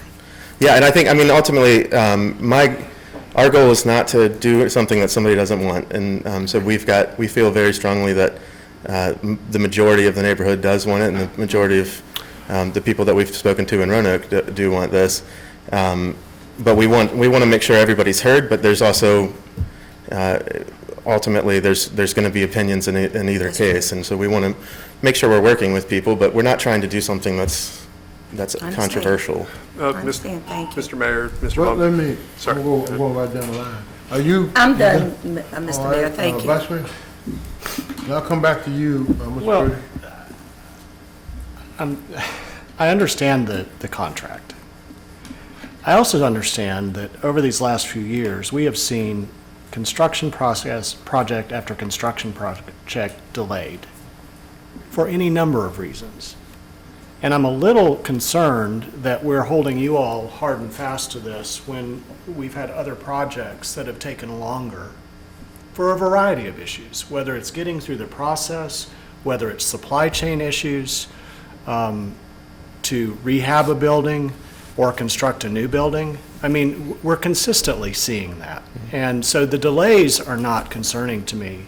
What I'm hearing you say is that you are continuing to be on track, you're in communication with economic development. They have advised you to re-examine the timeline and give an extra length of opportunity to fulfill this.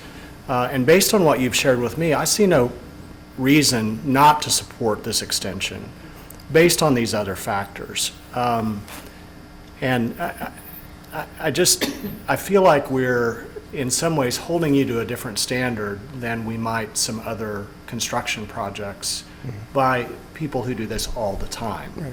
And yet they have delays, and they have to extend, and they have to ask for amendments. So I just want us to think about that. We want you to get across the finish line in good form. And I think you're hearing we appreciate the extended outreach that you want to make to listen to all neighbors. And so thank you for updating us on this process. Yes, absolutely. And thank you for working so closely with city staff to move forward. Thank you. I'm gonna come to Mr. Purdy. Let me ask this question of our attorney. If this is not a unanimous vote, this ordinance fails. No. Just need a majority for the amendment. Sale of the property has already been voted on. We do not need a supermajority for this, just a simple majority for the amendment, since all we're doing is changing the time frame. Okay. All right, Mr. Purdy. Thank you, Mr. Mayor. Thank you, Mr. Von Blaircom. And I don't want you to take any of these remarks up here today or the discussion that's happening to be personal to what your mission is and you hope to do with this building. My concern, this was prior to my time on council. There are a number of things that were in the contract that I don't necessarily agree with, mainly focused on just the sale of parkland as itself. The fact that I think that the terms put in did hold you accountable to some good degree, but no matter what amount of money that you put into it, I know that you will retain that equity once it's been done. I think $10 is incredibly cheap for the property to be sold for. You know, you said you want to do what everyone will want, and you know, part of what I would hope is that this could be reconsidered in some fashion or form as a construction and lease on the building so that there's a way for this to remain parkland and to remain in public hands, even if there's exclusive rights to use it for a certain amount of time, rather than just selling this off to shed our own personal responsibility of having to deal with it. Because one of the other provisions in this contract is there's supposed to be certain deadlines by which we're allowed to shed our rights and responsibilities of having to deal with it. And now that timeline has gone on further. And there have been earlier things brought up before about potential lead paint that could be a part of the building. That maintains our liability and responsibility until those rights also transfer in this contract to whoever the new owner is. You know, not only did I think the contract was rather gracious, I think that this amendment goes far beyond what was originally considered at what would be beneficial for you as a business owner. I would hope that if we're going to consider any kind of amendment like this, that other potential amendments could be made that might make this a more beneficial business relationship for the city. Would you characterize the city as working with you like diligently on this throughout the entire time? I mean, I've worked with the city through the process, absolutely. I mean, we came to the city, this is a house that my like I said, is right down the street from my in-laws. It's a house that we've seen under contract 7 years ago, and that fell through, and nothing's been done with it since. And so that's why we felt like as we moved back to Roanoke, we drove past it every day and we felt like we needed to do something about it, and so we submitted a proposal. And since that point of submitting the proposal, we've gone through learning how to do this with the city. So to answer your question, yes, we've worked with the city. I'm glad to hear that, but I'm also just a little dismayed because it's not been my perception over the past few years that they've been as willing to work with other individuals who might want to do something similar that might not allow for it to have to be sold off versus used. I understand that those items didn't matriculate fully, but I feel like it's because the city's been working with you so well on this. If it's no surprise based on my line of questioning, and don't want you to take offense to this, I'm just against the sale of parkland. I never had an opportunity to vote on this last year. I tried to raise some concerns to even try to reduce the acreage or to address some other concerns that are available in the plan. Right now, I don't think I can vote for something that was 90 days to triple that to 283 without seeing something change otherwise that might benefit the city, such as even just a right of first refusal for the city to purchase it back, rather than if you sell it, it just goes into whoever else's private hands. Right. But for that, I'm sorry to let you know, but I will be voting no on this. I understand. I would like to say that since the opposition of the last contract that was on this house, there's been numerous RFPs as well as 7 years that have gone by for unsolicited bids, and there hasn't been anything. So we submitted a bid in order to save this property, and ultimately I have read the letter that the neighborhood association made about their proposal of keeping it parkland, but at the end of the day, we're committed to saving this property. And I think that if this contract were to fall through, then it's going to be trying to get something else off the ground could be too long to wait for the house. I think the house is going to fall down before then. That's your call if you want the house to, but we feel strongly about this neighborhood. We grew up in the neighborhood. We want to see this thing survive. We know the family that has lived in it since the Blackwell family. We grew up with them. It's something that is near and dear to our heart. We would like to save it, and that's why we submitted the proposal, and that's all we're asking is for a chance to do that. There's still 2 public hearings, still 2 chances to vote through that process, and so we're asking for a chance to get to that now that we've already committed $10,000 of cost out of our pockets that could be gone. I understand, but I believe those other solicitations were not just for lease, it was lease to own, so that would have still been sale of the parkland, which I think some people were against generally, but I thank you for your comments and your response. All right, Ms. Church-White. Yes, Mayor, I guess I'm looking for some clarification. We've had so much discussion, I've gotten kind of confused because from my understanding, the buyer was asking for more time to complete the rezoning process and the separation of the parcel from the park. Is that all? That's the reason it's going to take you an additional 6 months, or was it something with the closing? No, we can't get to closing. The contract's contingent on the property being rezoned, and so we can't get to closing until the property's rezoned. But we have to go through the process to rezone, which includes us doing a survey, which was up to the engineer's timeline to get the survey. We got the survey back. Now it's submitting the site plan, and when we couldn't make the 27th, we came before you today to ask to extend that time so that we can. It doesn't. The 6 months is not the. It's not the hang up for us. It's more of that we couldn't make, and even if we made the February 27th, we couldn't get it. We wouldn't get before you guys again to have a vote until May, which was past the. So contract. do you think is it on our side, on the city side, that it would take them that long to get the rezoning done now that you've gotten the? It's a process that same as when you come before city council and you have to submit stuff ahead of time. We go through there's 3 steps, to my understanding, there's 3 steps in that process. We go to the planning commission, they make a recommendation, or the staff makes a recommendation to the planning, so they review it. They make a recommendation to the planning commission. The planning commission has a public hearing, then votes on it. Then they make a recommendation to city council. The city council has a public hearing, then votes on it, and then we can close. Yeah, it just sounds like the normal process to me. I don't see anything out of the ordinary. I'm just wondering why it would take so long. Maybe, I was wondering if we needed to do something on our end to get things moving for you, because it sounds like the normal process to me. I just got a little bit confused with all the other conversations. I'm sorry. Thank you. No, absolutely. I think if we could make with the survey and the plat and the subdivision process being done before February 27th, and us being able to get that application in February 27th wouldn't get us before you till May. And so we couldn't close till after May, which is why we needed to come back to ask for time, is because the contract says 20th of March. But this says September. Do you need to go that far out? No, we don't need that far. We just, it's. Mark, you want to say something? That was just a recommendation we made because it's in line with other construction projects. Yeah, that's the only part that I'm hung up on is the September That was just part. in line with what we've seen in other projects when you ask for an extension. We just wanted to give them a wide avenue in case they needed it. If they needed shorter, that's perfectly acceptable. We just put that out there. Oh, okay, as a yeah, prudent I'm end. perfectly fine with it. I just thought September was a little bit far out for what they need to do. Barely. Well, you can't come back, you're not out of order on that, Frida. Is there a way to amend the amendment? Yeah, just make it a shorter time period instead of? measure. Well, I'll yield to Could we? Mr.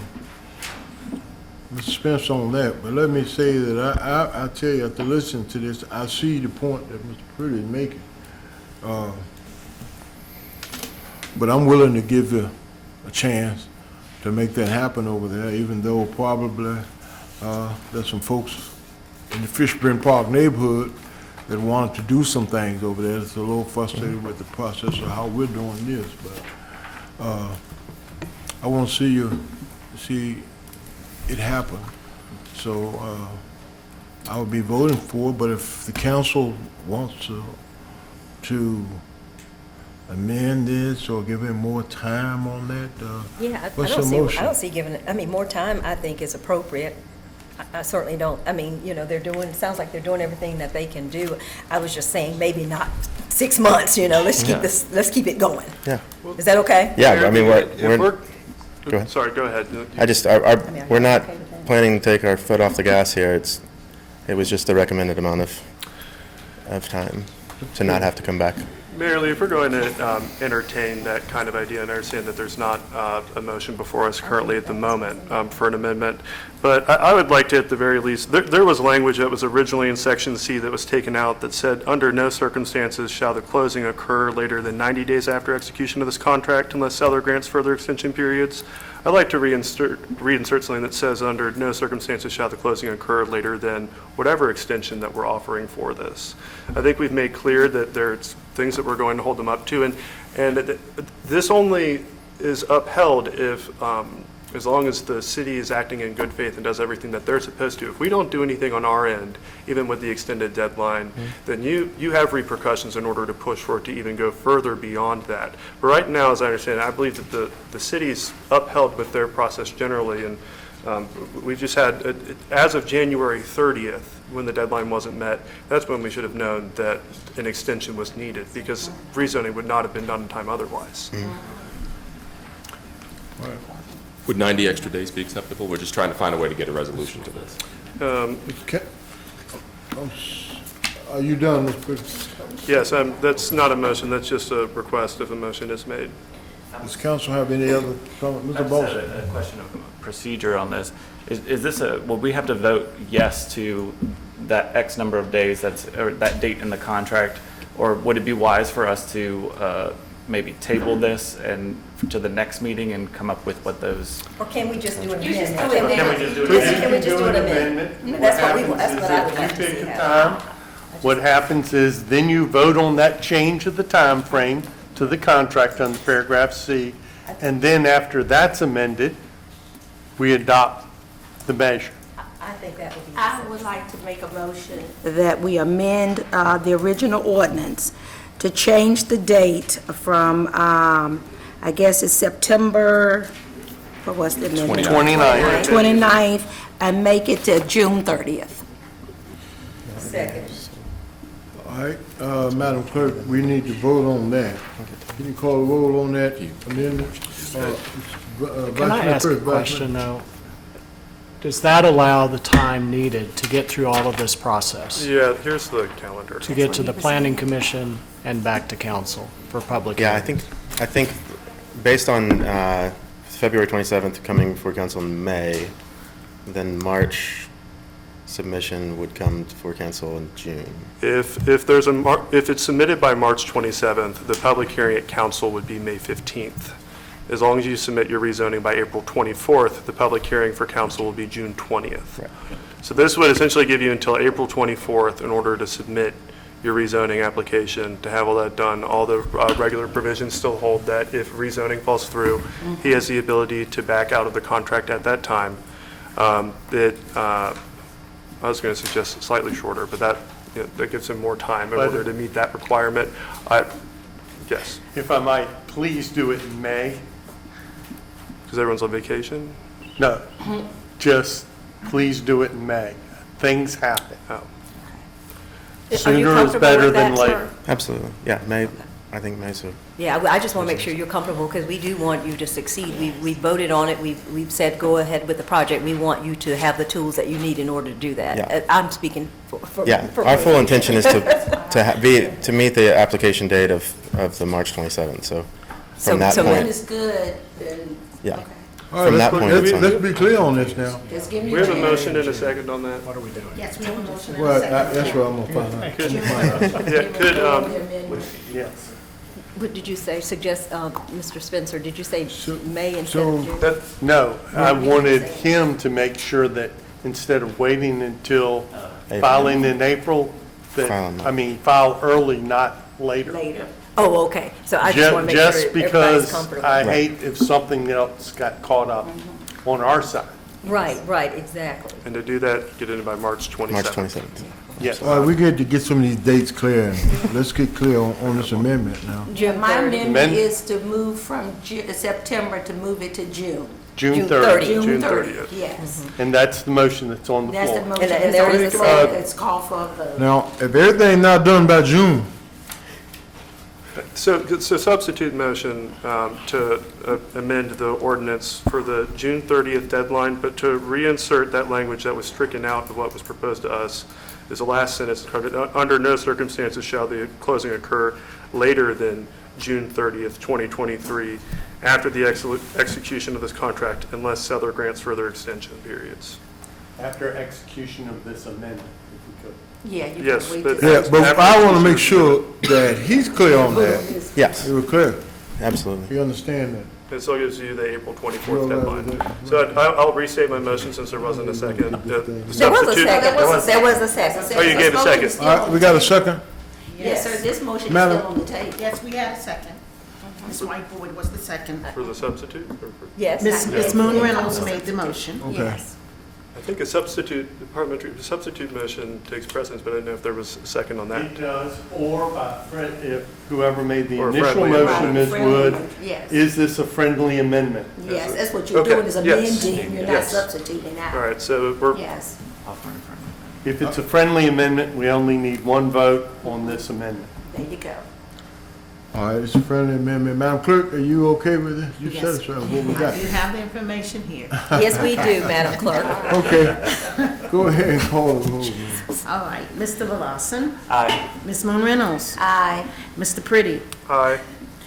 Vice Mayor Cobb. Aye. Ms. White Boyd. Aye. And Mayor Lee. Aye, and the amendment, friendly amendment Right, passes. and then you So gotta, move the ordinance as amended. there you go. Second. All right. The discussion. Thank you for allowing me to give me, I'm sorry, Absolutely. you have to recognize me, I just speak up so quick. Barely. Recognize him, please. All right, Madam Clerk. Yes. Oh, no, I'm asking just to be recognized real quick. Thank you for giving me the opportunity to share my perspective on this. I hope you understand that we want to hold everyone to what's responsible in here. I still am not thrilled with the sale of Parkland, but seeing the steps you've gone through today and that you've sat through all of this and all of council until now, I know I'll have some people that are a little upset with me, but I'll support this motion today. I appreciate you all listening. All right, is there any further action we need to take on this? We need to vote. We need a vote on the, All right. Call the roll. yes, let me call the roll. Mr. Volleson? Aye. Ms. Moon Reynolds? Aye. Mr. Pretty? Aye. Vice Mayor Cobb? Aye. Ms. White Boyd? Aye. And Mayor Lee? Aye. So the ordinance passes. As amended. The amendment. amended. The amendment. Ordinance passes. All right, are we still ready to move on now? Yes, sir. Yes, sir.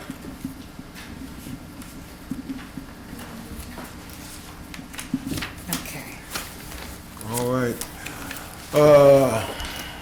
Item number G. Yes. All right. Acquisition of real property rights for stormwater drainage improvement project, 1400, 1500, 24th Street. There's an ordinance. Move the ordinance. Second. All right, Madam Clerk, please read the title paragraph. An ordinance providing for the acquisition of real property identified at 1620 24th Street Northeast, tax map number 3340526, needed by the city in connection with the 24th Street Stormwater Drainage Improvements Project, authorizing city staff to acquire such property right by negotiation for the city, authorizing the city manager or his designee to execute appropriate acquisition documents, and dispensing with the second reading of this ordinance by title. All right, any discussion among council? Hearing none, Madam Clerk, please call the roll. Mr. Volleson? Aye. Ms. Moon Reynolds? Aye. Mr. Pretty? Aye. Vice Mayor Cobb is absent. Ms. White Boyd? Aye. And Mayor Lee? Aye. Thank you, and the ordinance passes. Item H is the approval of change order to contract with EC Pace Company Incorporated. There's a resolution. Move the resolution. Second. Madam Clerk, please read the title paragraph. A resolution authorizing the city manager's issuance and execution of additional change orders to the city's contract with EC Pace Company, Inc. for additional construction services for the stormwater drainage improvement project, Sunrise Avenue, Oakland Boulevard, Northwest, and authorizing the city manager or its designee to take such actions and execute such documents as may be necessary to provide for implementation, administration, and enforcement of such contract as amended. Any discussion among the council? Ms. Fisher-White-Boyd. Yes, Mayor, I don't know who I would be asking this question to. I just have, I know that in any project you run into snags. I know you start out with a bathroom, it's one price, and then it doubles.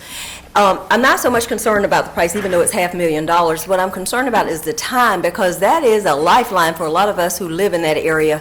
So an additional 4 months, do you think it's going to really take 4 months to get that project done?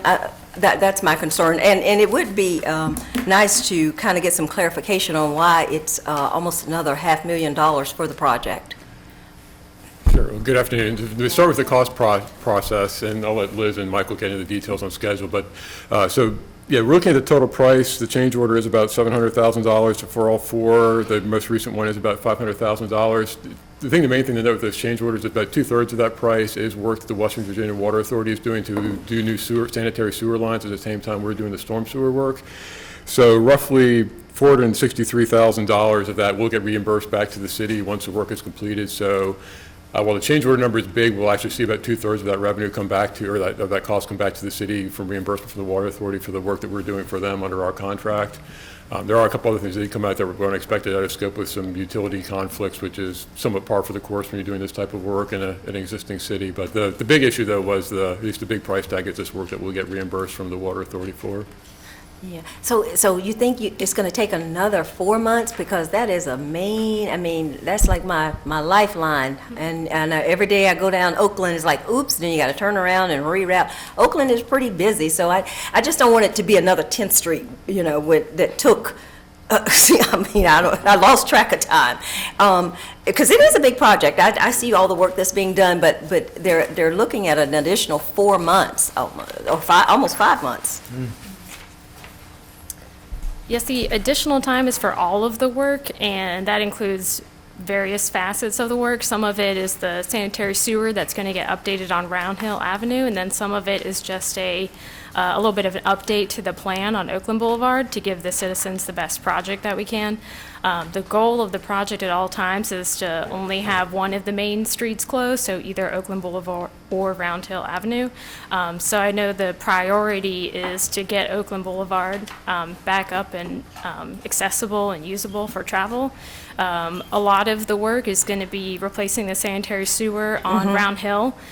So when that work is going on, Oakland Boulevard, the goal is to get that back open. So during the additional time that we're giving them, that does not mean that Oakland Boulevard will be closed all that time. And you think it might be a little bit less than 5 months? Yes, we do. Yes.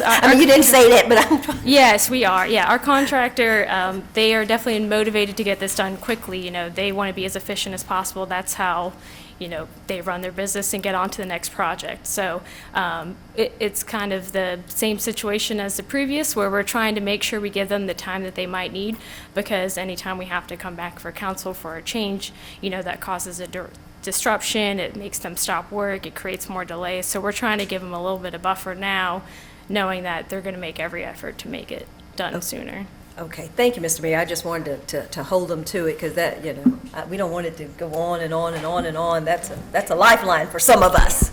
Sure. Good afternoon, Mayor and council members. If I could just add, Ms. White-Boyd as well, while 4 months or 5 months seems like a hefty add to something that's already been an ongoing disruption, this was identified as a project that the West Virginia Water Authority was looking to address in their upcoming capital improvement program, which would represent a separate disruption in that neighborhood at a separate time. And get it at any done all point, at one exactly, time. at any point we I'm can get good. it done all at one time, represents a significant decrease in total disruption. So we feel like it's a win-win, not only from a holistic project standpoint, but also a time frame standpoint. So again, 4 to 5 months when you're already kind of underway is a little bit frustrating. I know Liz and her team have actually talked to a lot of the residents and kind of kept them up to date. Some of them actually said they enjoy the the traffic calming, which if you want to call it that. Are you listening to them or to me? A little bit of both, but ultimately it's going to be a good thing overall, we feel like. I agree. I think delay. the progress is good. I was at the initial meeting. It's all been good work. It just seemed like when I saw 5 months, maybe that, I thought, whoa, that's a long time to have to put up with this. But I appreciate your response. Thank you. Thank you, Mayor. Thank you. Yeah. Ms. Moon, I just have a couple of questions. I was looking at the the work that's being done, and my concern was the do-overs and the amount of money that was going to be is $100 and some thousand was under B, where it was discovered that the existing asphalt along Oakland Boulevard is not thick enough to allow for your milling overlay of the road, and therefore the pavement in the area must be reconstructed.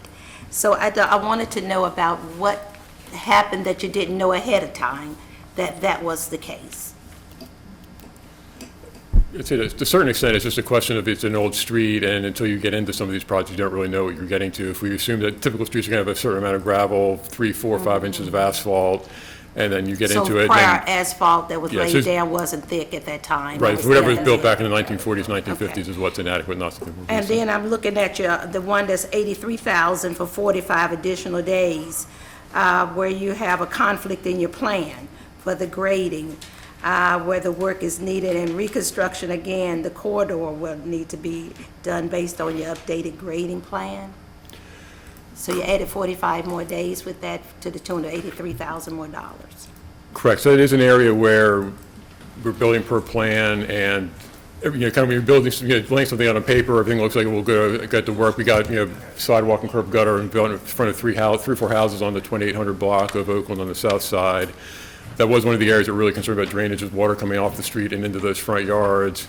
Once we had the first couple homes done, we started realizing there's going to be a big issue with the grading, and it's just one of those things, it's unfortunate you don't want to see it, but it's just, we were looking at it, it'd be better to get it right than to, spend $2 million and have something that doesn't solve the immediate problem. So while definitely less than ideal, it was one of the things while we're here working, let's make sure we get it right and make sure we're getting a good product. So this is going to make sure you get it right? Exactly. Oh, okay. And the last thing was, and I spoke briefly with the city attorney about this, you had a MOU that was amended on February the 24th. Which was for the reimbursement by the Western Virginia Water Authority, which is the bulk of the money that is in with the $553,000. And I just noticed that the measure only states that the work is not to exceed the additional, but it does not include the amendment that was signed, the MOU being amended.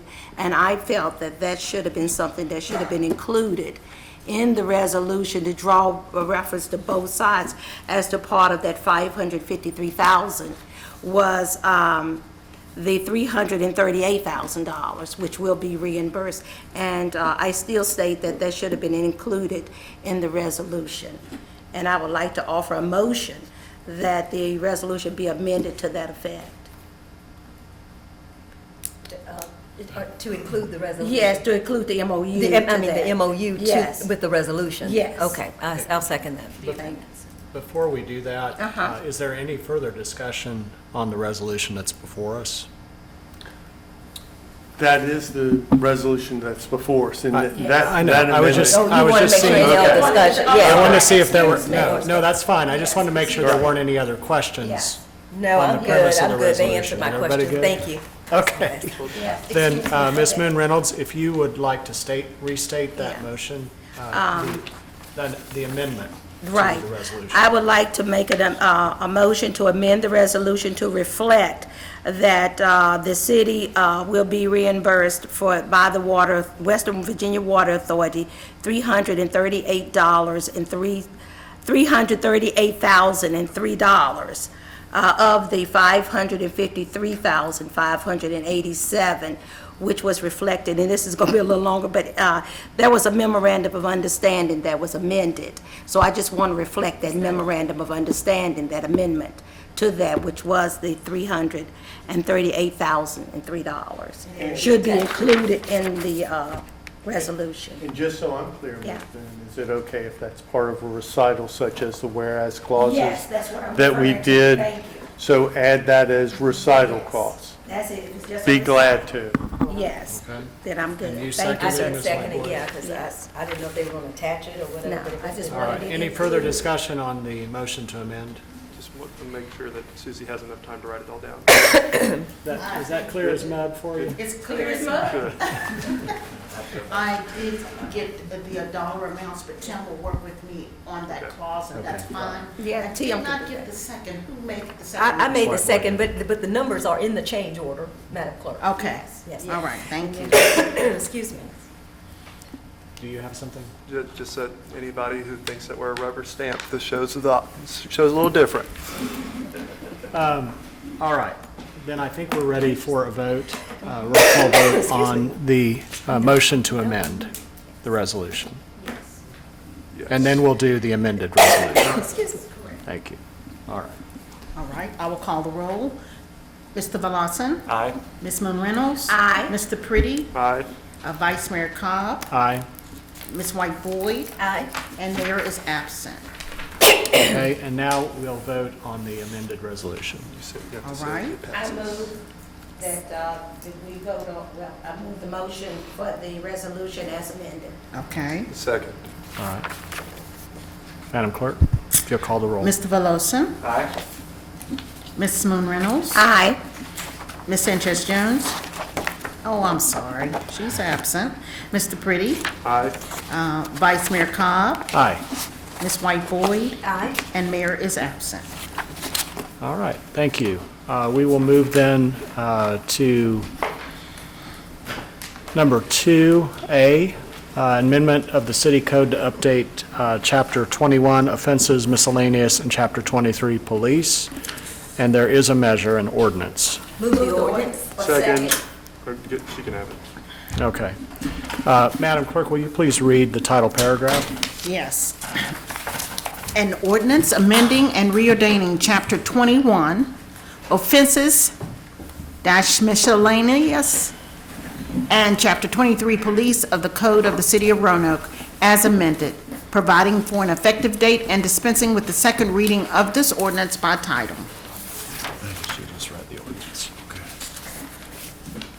Go ahead and finish it. Okay. Mr. Spencer, would you like to just give us a quick summary of this? Just real quickly, this is basically covering two things. Let's take the easy one first. When we made a comprehensive amendments to Chapter 21 for offenses and miscellaneous crimes, there were some internal references that we needed to be that need to be changed as a result. So this incorporates that. The other thing is under the Chapter 23 for police, this is amending that section of the code pursuant to the state enabling statute that allows for the purchase of handguns by certain police officers or their survivors. And what we wanted to do is create, add the word may as opposed to shall, because there are, in very limited circumstances, situation where our police chief would feel uncomfortable with affecting that sale, and we wanted to give him that authority with council's permission, please. Thank you. Any questions or discussion by council? Here. Mr. Pretty? Now, Tim, do you just have the numbers of, what are the number of officers with more than 10 years of service but less than 20? And I have it in front of me, I can just say it if not. Since you got it for me. You could, I did not bring it, and I haven't committed it to memory. Is it 10? There are 74 with more than 10 years of service and 26 with more than 20. Okay, 26. But I just want to thank the city attorney. This was intended to be on our agenda last time, but I had a number of questions just around certain aspects of it, and I thank you for working with me on that. I just want to make clear to the public, if they love diving deep to read into code as much as I do, that while this is striking the word shall and putting may into place, we're not it may appear more permissive, but it's actually more restrictive by allowing the chief of police to deny this in certain circumstances that he might deem valid. And so what we were doing is still pro-gun control in some respects, but respecting officers that have served a certain number of years to the city with the firearm that they have. Thank you. Any other discussion? Ms. Min Reynolds? Yes, could the city attorney please tell me when does this take effect? It has an effective date, and I don't know where the effective date is. Effective date takes upon adoption. Upon the adoption of it, so it's effective Yes. now, thank you. Yes. I just wanted to make sure I understood that without a Yes. different effective date. Immediately, okay. All right, Madam Clerk. Thank you. Mr. Volleson? Aye. Ms. Moon Reynolds? Aye. Mr. Pretty? Aye. Vice Mayor Cobb? Aye. Ms. White Boyd? Aye. And Mayor Lee? Aye. And the ordinance passes. Item number 8 is report of committees. We have none today. Unfinished business now. Item number 10 is the introduction and consideration of ordinances and resolution. A resolution to call 2 special meetings of the City Council on Tuesday, March 14, 2023, and Thursday, March the 30th, 2023, to hold 2 public hearings to hear the views of citizens with regards to options for enforcing curfew and additional ways to protect youth in the community. There's a resolution. Move the resolution. Second. All right, Madam Clerk, please read the title paragraph.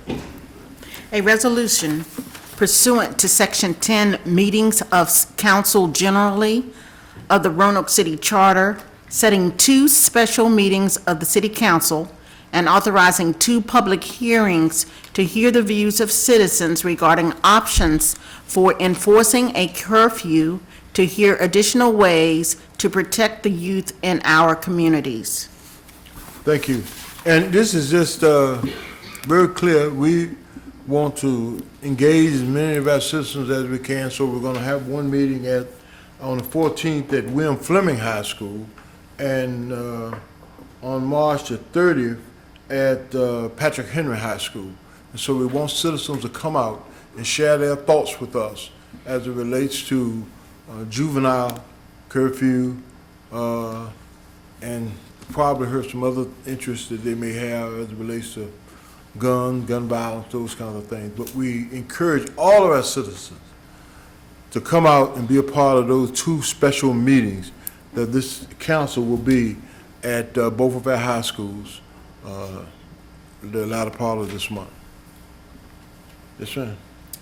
Mr. Mayor, I ran into former council member Anita James Price, and she said she was looking forward to coordinating some of the youth. Now, are we including youth in those public hearings? Because I didn't think we were. No, we're not. That's Okay. part of it. Okay, I will This let is her know. Open to the public. If you want to come up, I mean, we'll allow them to say something. But basically, I think I'm interested more in what the adults and the parents and things, how they feel about that. Okay, But I just wanted to make sure. we're not shutting it to you. You can come. Yeah, she was going to be proactive, though, in getting them there. That's fine. Okay, That's fine. okay. Ms. Pretty. Mayor Lee, I just want to thank you for taking up Councilwoman White Boyd, Moon Reynolds, and Sanchez Jones' recommendation to hold these public meetings and to go out and to solicit their response. I understand you're interested in what the adults may think, and you've heard my opinion on curfew before. I do think it's important that we do hear from the youth who are being impacted by this. The Youth Summit was held this past week at William Fleming, and they had some comments to offer, and I think that they'll be able to provide solutions and perspectives that we might not see. So I'm thankful that we're doing this, support this measure. Thank you. All right, so we're hoping that you'll come out on that day. If no further discussions, I'll ask clerk to call the roll on this. Mr. Volleson? Aye.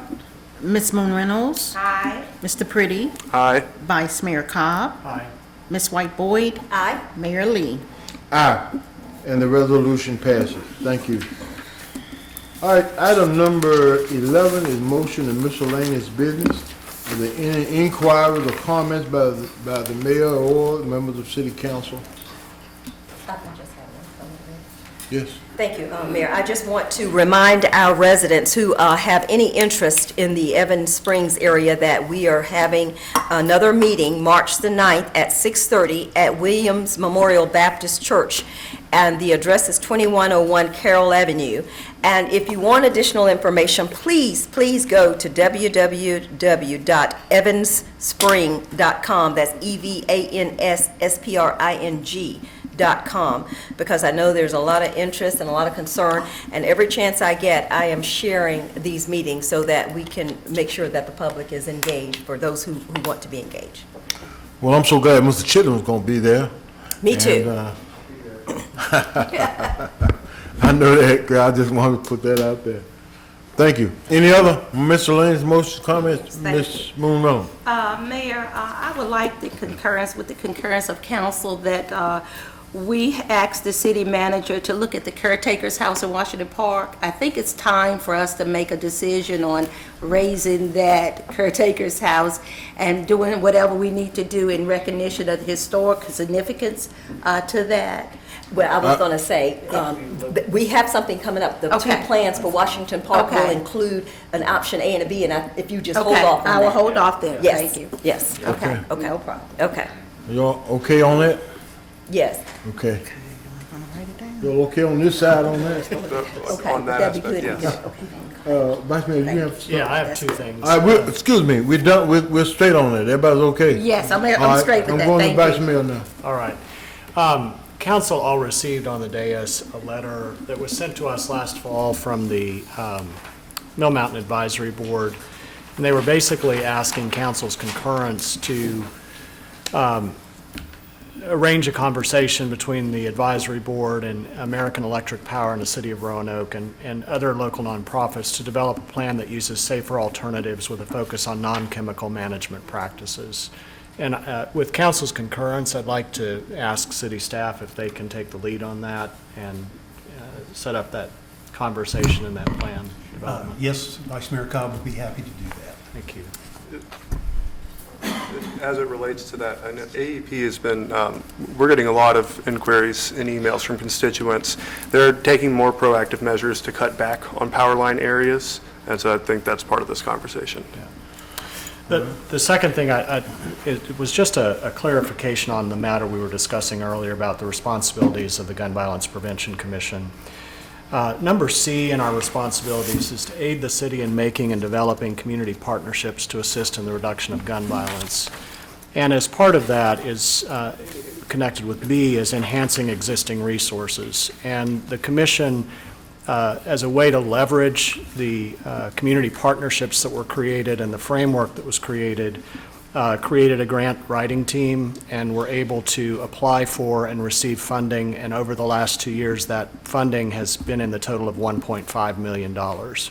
And that's been through a different variety of community partners that have stepped forward to take the lead in helping reduce gun violence. So I just wanted to clarify that that is one of our roles, and we've taken that very seriously. Thank you. Thank you. You got something? A few short things. The first on the Evans Springs, thank you, Councilwoman Whiteboy, for bringing that up. Don't need to thank me on that. Well, just to make sure people show up, because the contractor's job is to be entirely objective, and whatever comments you have on any matter of it, show up and provide them, otherwise they won't be included as part of the discussion. The other one is just a reminder, something I brought up last time. On March 16th at the O. Winston Link Museum at 6:30 p.m., there will be a review of the social study and history standards that are going under consideration right now in Virginia. Again, that is March 16th at 6:30 p.m. The third one is going to conflict with what I have written for my fourth one. Remember to keep your dogs leashed inside their house. I went home to walk my dog between these two meetings, and my dog was attacked by another dog. So my husband stayed to wait for animal control to come, and after 30 minutes had to leave, go somewhere else because it was warm. But we'll follow up there. But make sure that you know where your pets are, that they're upkept, they have their shots up to date, have their licenses with the city, and everything there. And then finally, the last thing I'd like to mark on. As it relates to RVTV earlier today, they come and do incredible positive coverage of all the things that are happening in the city of Roanoke. And I mean, no fault to the representatives of the media who are here today, but I believe that they make a little more money for views when they focus on the negative comments and things that happen between us and among us, that within the city, we have a civic access media that is really focusing on all the good work that is happening. And you'll note that when you're talking to people at the doors, they don't know everything that's going on in the city. Sometimes they'll ask about something, not realize that we're already addressing it, to try and continue to push those stories, push positivity, continue to make communication with people. I plan to follow up with Mr. Von Blaircom and even Mr. Hunter, who was here earlier today, to uphold that promise, because I really think when we do that, we can cut down on some of this vitriol that is occurring around some of the topics that we are focused on, and it will really allow us to get back to the work that we are supposed to do. Okay. Thank you. Thank you. Let me comment on, No, I just had to piggyback on that, because I said just yesterday to someone, it was actually Ms. Price, thank God for the Roanoke Tribune, because that's where we get our positive stories. They're always talking about something good that happened in the black community or in any community. So I agree with you on that. Thank you. Thank you. Thank you, Mayor. I'm sorry. thank you. I'm going to talk, Mr. Robinson.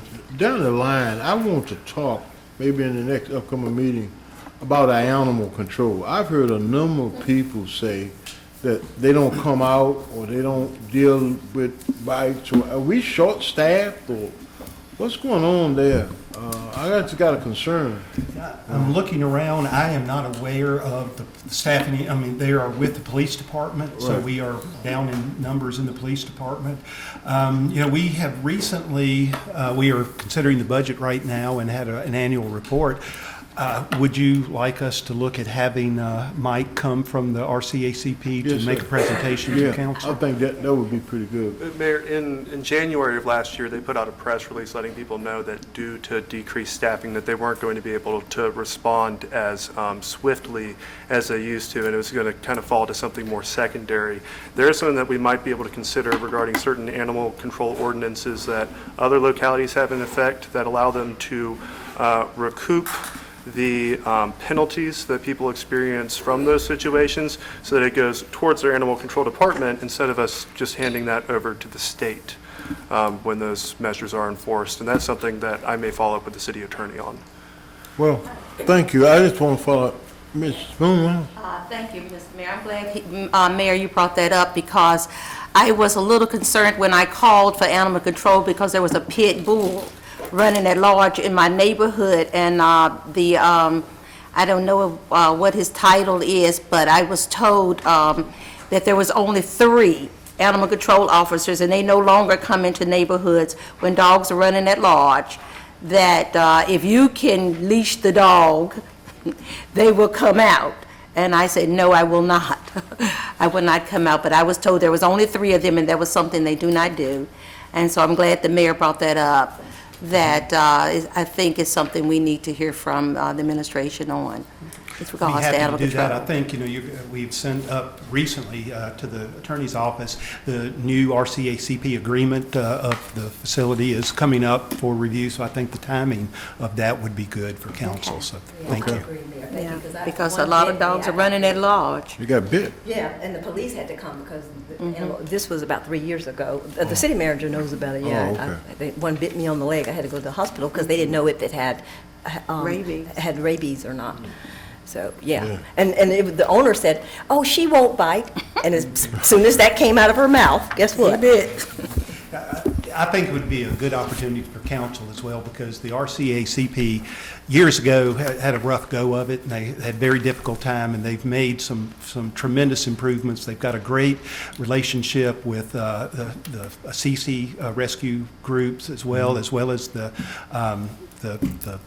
SPCA, so they've really worked together to do a lot of good. However, it is still a growing problem that consumes money, time, and that's, I think the timing is excellent to come forward. Thank you. Thank you. Yeah, thank you. Vacancies on certain authorities, boards, commissions, and committees appointed by council. Let's come out of closed meeting first. Could I get a motion from anyone on council? Yes. I move with respect to any closed meetings just concluded that each member of City Council in attendance certify to the best of his or her knowledge that, 1, only public business matters lawfully exempted from open meeting requirements under the Virginia Freedom of Information Act, and 2, only such public business matters as were identified in any motion by which any closed meeting was convened were heard, discussed, or considered by members of council in attendance. Thank you. Is there a second on that? Seconded. Thank you. Madam Clerk, would you please call the roll on that? Mr. Volleson? Aye. Ms. Moon Reynolds? Aye. Mr. Pretty? Aye. Vice Mayor Cobb? Aye. Ms. White Boyd? Aye. Mayor Lee? Aye. Thank you. You all. All right, we now want to make known our appointments and reappointments on certain authorities, boards, commissions, and committees appointed by council. And I'll call on Vice Mayor Cobb to tell us what did we decide to do today. All right, hold on tight, we've got a lot of them. We are appointing Lori Baker Lloyd to a 3-year term for the Architectural Review Board.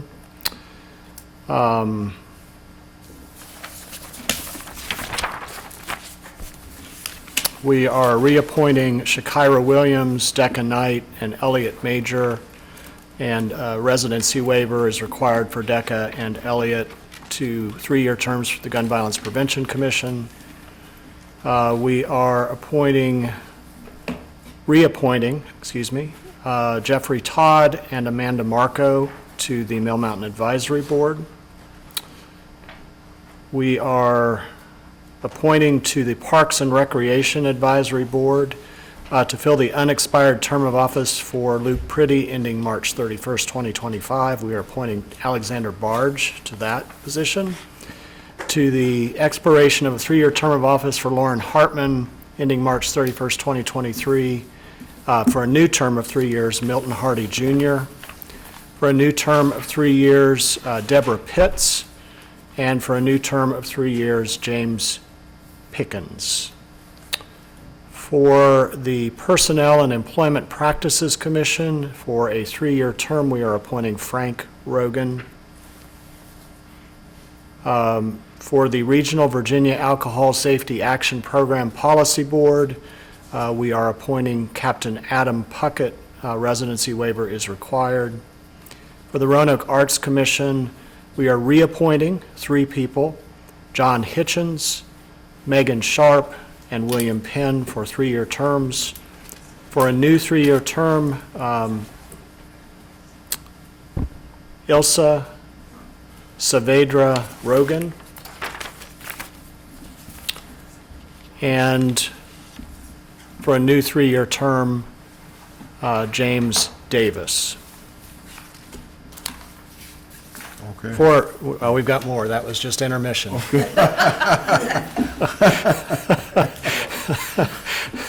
For the Roanoke Regional Airport Commission, we are appointing for a 3-year term Amanda Marco.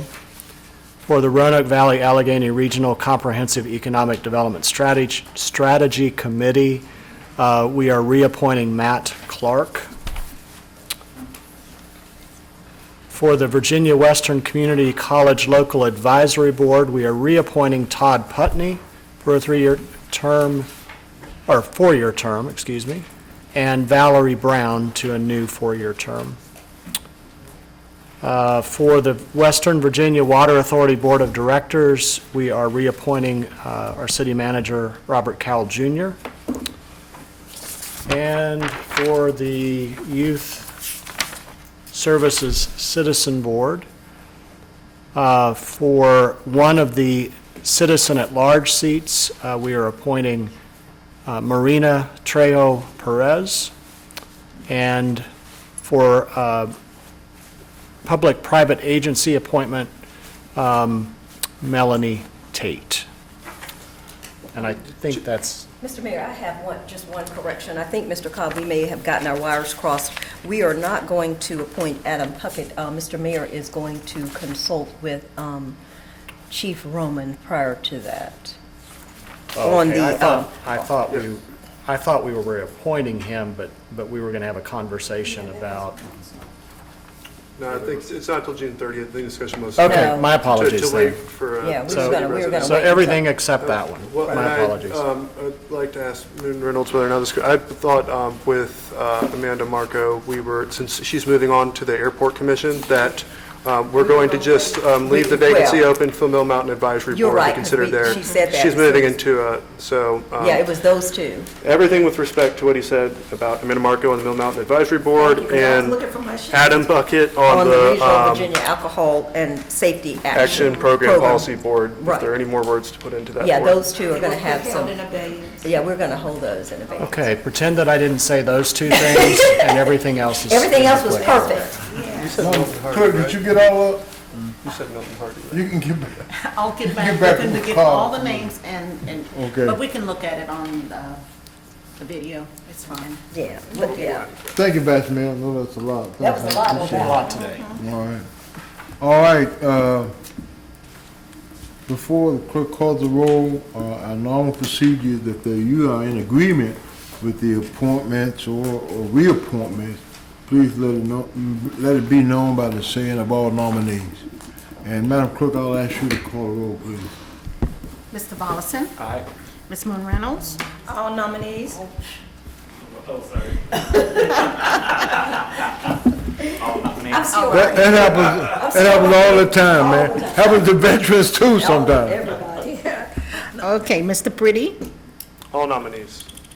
Vice Mayor Cobb? All nominees. Ms. White Boyd? All nominees. And Mayor Lee? All nominees. All right. Thank you. Okay, I think that does it. If there's no other business to come before this council, This session is adjourned, and thank you, Ms. Robinson. Thank you.